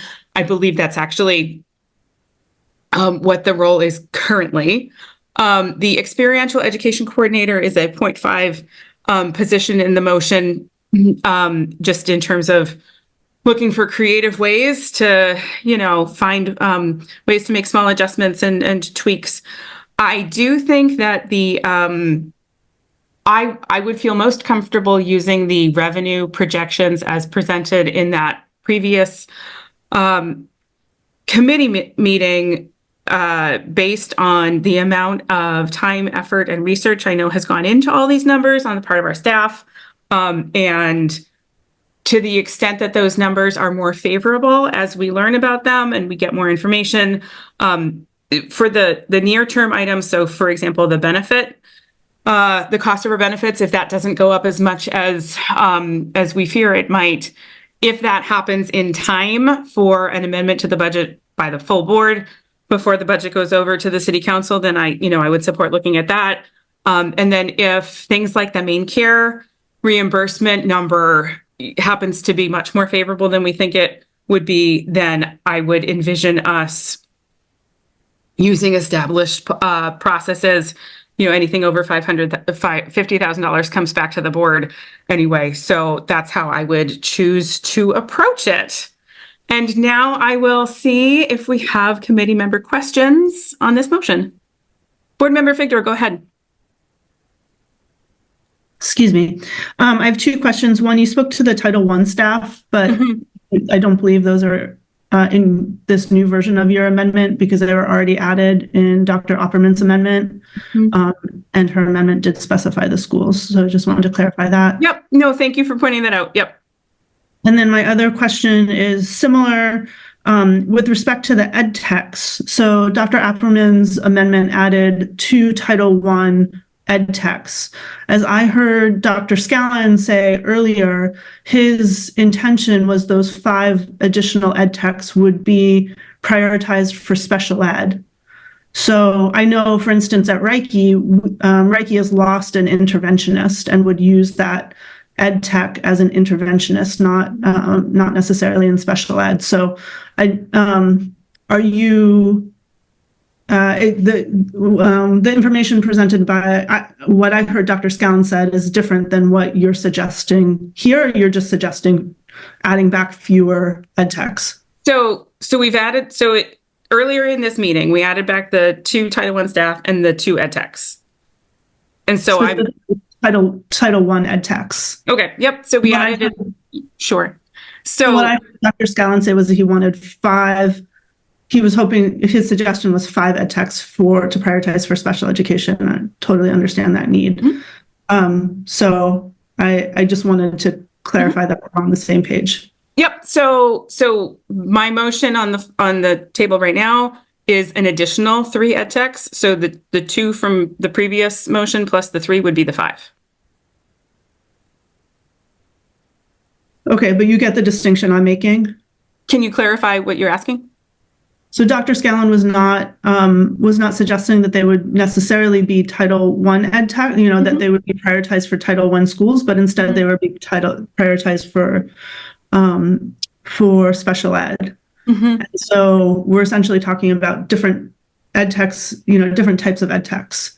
So if you're fine with that, I just want to understand what your intention is. Yeah. So my intention is to give staff the total 5 ed techs that the cabinet indicated would be useful and a priority, and then allow staff to decide where those ed techs need to sit.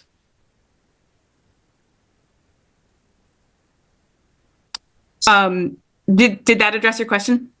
Mm-hmm. I guess I have a follow-up question for Dr. Scallon, which would be, Dr. Scallon, was your assessment, your assessment along with the cabinets that we needed those 5 additional ed techs specifically for special ed?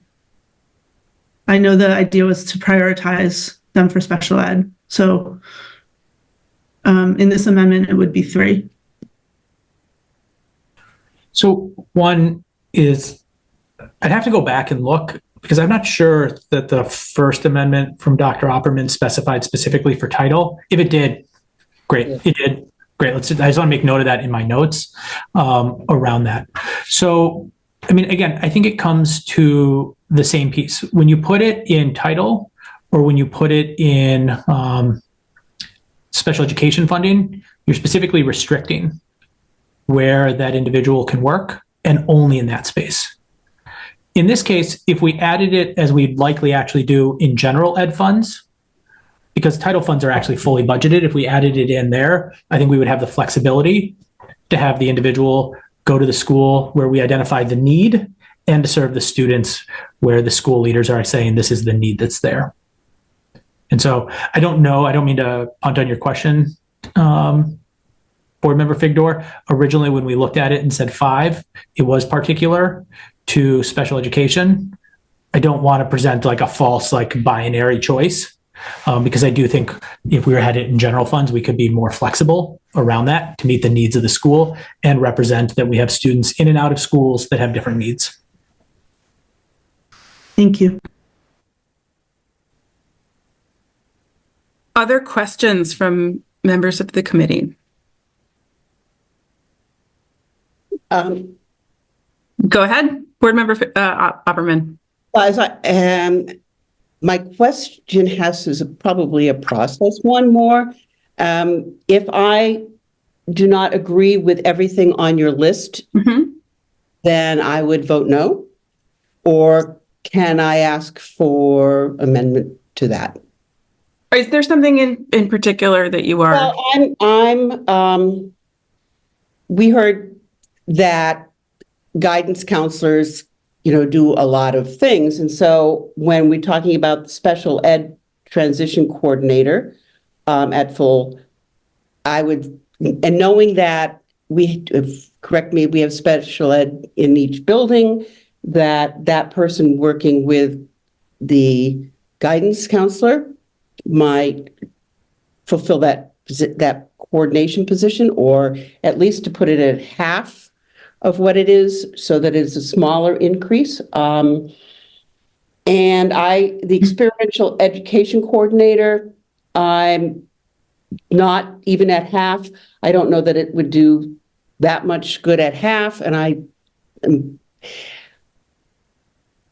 am of the mind that it might be better saved for a different kind of thought. I would sorry to interrupt. I understand the nature of your question a lot better now. So I would say we're going to vote on the motion the way it is, and then if there are, you can vote for it or not vote for it. But if it passes, and then you would like to make further adjustments, you're certainly so. Like, for example, if it were to pass, then you could come back and make a motion to change to eliminate a role or what have you. Okay. So you're saying with an extended learning coordinator, you have one here. So that would be adding to have. Well, we already added that earlier in this meeting. So you're not. So I didn't say it when I was listing. Okay. I'm just looking at this list and Yep. Would you mind clarifying on this list again? Sure. So you would not have any Title I staff there. The 2 are gone. The ed techs are 3. Am I correct? So we already added in the 2 Title I staff and 2 ed techs from the earlier motion. Right. Well, I'm saying on this motion, we're eliminating. Yep. Well, they're there, so they don't have to get added again. Right. Right. So what I'm trying to see is when we vote on your motion, those positions are already on another motion. So if you vote it as it is, we're adding additional positions. No, because my motion doesn't include them because we've already accomplished that. So that I'm reading down, that's why I'm asking. As I read down Right. So what you're looking at is no longer, like, I didn't say all of those things. Okay. I know. So that's what I would like you to Sure. restate. Yep. Happy to restate. I will be able to circle them. And so I know what I'm voting on. Happy to restate. Thank you. So the current motion is adding 3 ed techs, a special education transition coordinator, half position multilingual transition coordinator, a clinical coach, half position experiential education coordinator, Maine care reimbursement coordinator, redistricting and school operations coordinator, a tech integrationist, and a Make It Happen middle school coordinator, paying for those things using the $1.18 million in projected revenue that staff presented to us on the March 28th meeting, and then any remainder coming out of reserves. That's the motion. So can you give me how much it actually is with the 3 ed techs then? And I'm just looking at what the numbers you have here. Superintendent Scallon, is that why you have your hand raised? Yes, I figured that would be helpful. I do want to ask one clarifying question before pricing it for you, which is the Make It Happen school coordinator. The current staffing for it this year is 0.5. The staffing budget that you have for it in your document is 0.5. So I'm not sure if you meant to increase it to 1 or if you meant for it to be a 0.5. Thank you for that. Thank you for pointing that out. I intended it to remain a 0.5. Great. So I'm just going to read this back to you to make sure I have it all right. And I'll do this really quickly. 3 ed techs, a special education transition coordinator, half a multilingual transition, 1 clinical coach, the experiential education coordinator, 0.5, Maine care reimbursement, redistricting coordinator, tech integrationist, and Make It Happen coordinator, 0.5. The price for that is $868,440. If you took this and added it to what has previously been passed, it would be $1,365,317. Okay. Do you have a calculator in front of you to subtract the 1.18 million projected revenue? Give me 1 second. I just want to make sure I have the right number. Could I just clarify that we included half FTE for Make It Happen? Because my total is different. My total was 996,230. Using the numbers that you provided, Superintendent. Let's run through them just to like compare real quick. The 3 ed techs I have at 191,685. The transition coordinator at 95,744. The half multilingual at 47,872. The clinical coach at 95,744. The experiential coordinator at 47,872. The main care reimbursement at 117,583. The school operations coordinator at 100. The tech integrationist at 123,373. And the make it happen coordinator at 48,567. Okay, that's all right. Perhaps my math is wrong. It could be mine, but I think if my Excel's telling me right, that's 868,440. The difference would be $183,432. So what was that last number? That difference between the 1.1 or 1.18 and 1.36 is 183,432. 432. Okay, so that 183,432 is the dollar amount that I'm proposing that we spend out of reserves, essentially, to cover that gap, particularly while we wait for some of those closer term revenue numbers to solidify. Thank you for your help on that. Very much appreciated. Okay, where were we? Are there other committee member questions on the motion?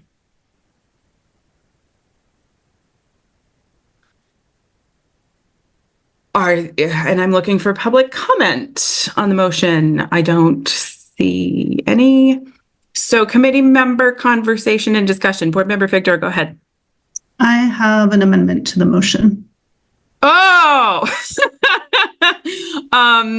so like we just talked about with Board Member Opperman, what's the nature of this is the process. So the process is that I can, just look if you look on your chart, I can amend the motion, and then my amendment doesn't show up on my flow chart, but go ahead and talk about what you want to talk about.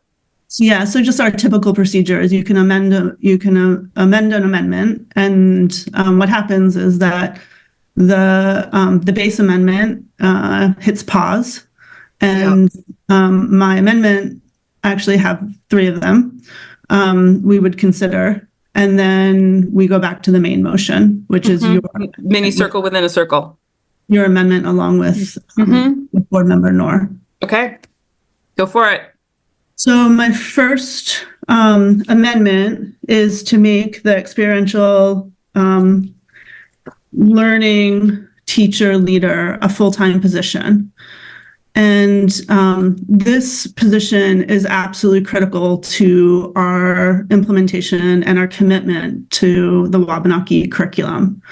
So, I mentioned this earlier, but that work is all around bringing kids into the outdoors, and the Wabanaki curriculum is all, it's the indigenous. It's all about the indigenous connection to the outdoors.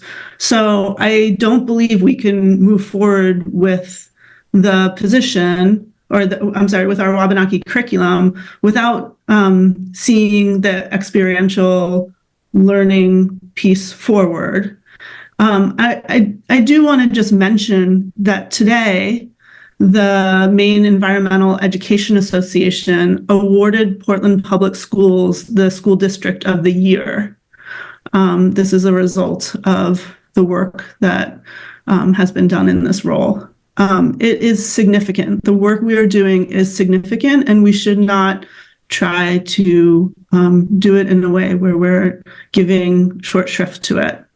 So I would. Board Member Figdor, would you be open to treating that as a friendly amendment? Because I'm the one who put the motion for it. I'm happy to change that to one. Oh, FTE. absolutely. Yeah, absolutely. Super. Yep. Thank you. Yep. Okay, do you want to hear my next? Yes, I do. I have another motion, and it is to add a second extended learning opportunities coordinator. And I think we've all, our inboxes have been, overwhelmed by, and overwhelmed's not the right word, but flooded with firsthand experiences, both from students and staff, about the critical importance of this role. And I believe that is because the staff people are embedded in a school. And I also want to be consistent with the changes, the structural changes that Dr. Scallon is making to our district, which is to really move staff out of central office, out of district-wide positions, into our schools. And so my amendment to the main motion would be to add a second extended learning coordinator. I'm happy to take that as a friendly amendment as well and have that be extended learning opportunity coordinators to FTE. Yep. Okay, excellent. Thank you. Mm-hmm. Okay, I really appreciate your openness, and I'm going to leave it at that. So okay. Thank you. So checking my math, I think that would bring us to spend from reserves of $313,000, $313,070. I'm just using a paper and pen. I don't know. I'm not using Excel. But what I did was I took the 183,432 spend from reserves, added in the 47,872 for making the experiential education coordinator a 1 FTE, and then I added in the 81,766 for the second ELO person, and I got reserve spend of 313,070. Does that check out? Okay. Okay, so that's the motion that's on the floor. Any other questions from the members of the committee on where we are this motion? Public comment on this motion. Committee discussion on the motion. Board Member Figdor, go ahead. I want to thank the chair for your willingness to incorporate friendly amendments to your motion. I'm really enthusiastic about these changes, these additions, particularly given the additional resources, the additional sources of revenue that have come our way since the superintendent's initial budget. So I am going to enthusiastically support this amendment, and thank you, Chair, as well as Board Member Noor, for your work on it. Thank you, Board Member Figdor. Board Member Opperman, go ahead. I appreciate the wish to incorporate all these very important pieces. What I do not feel comfortable with is going beyond the main care benefit and PFML limit and going into the reserve at this time in the budget. I think it's, we're making questionable measurements here in the $1.181 million in projected additional revenue, and I could see some places in this particular list to go back to 1/2 coordinator and maybe eliminate a position. So I don't know that I will vote for this. Thank you, Board Member Opperman. Other committee member discussion before we do our roll call vote?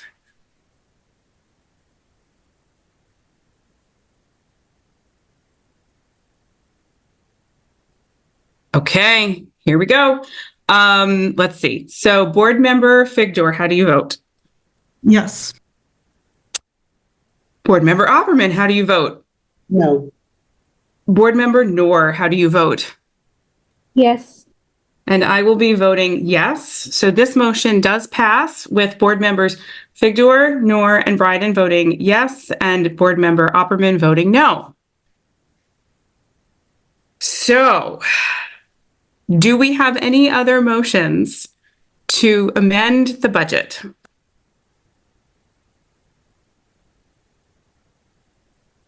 Seeing none, I will ask for a motion to move the budget as it has landed to the full board. Do we have a motion? Board Member Figdor, thank you. And was that a second, Board Member Noor? Yes. Super. Okay, let's see. So I don't think that there would be any questions necessarily, but I will see if there are questions from the members of the committee. Public comment on this motion. Committee member discussion on the motion.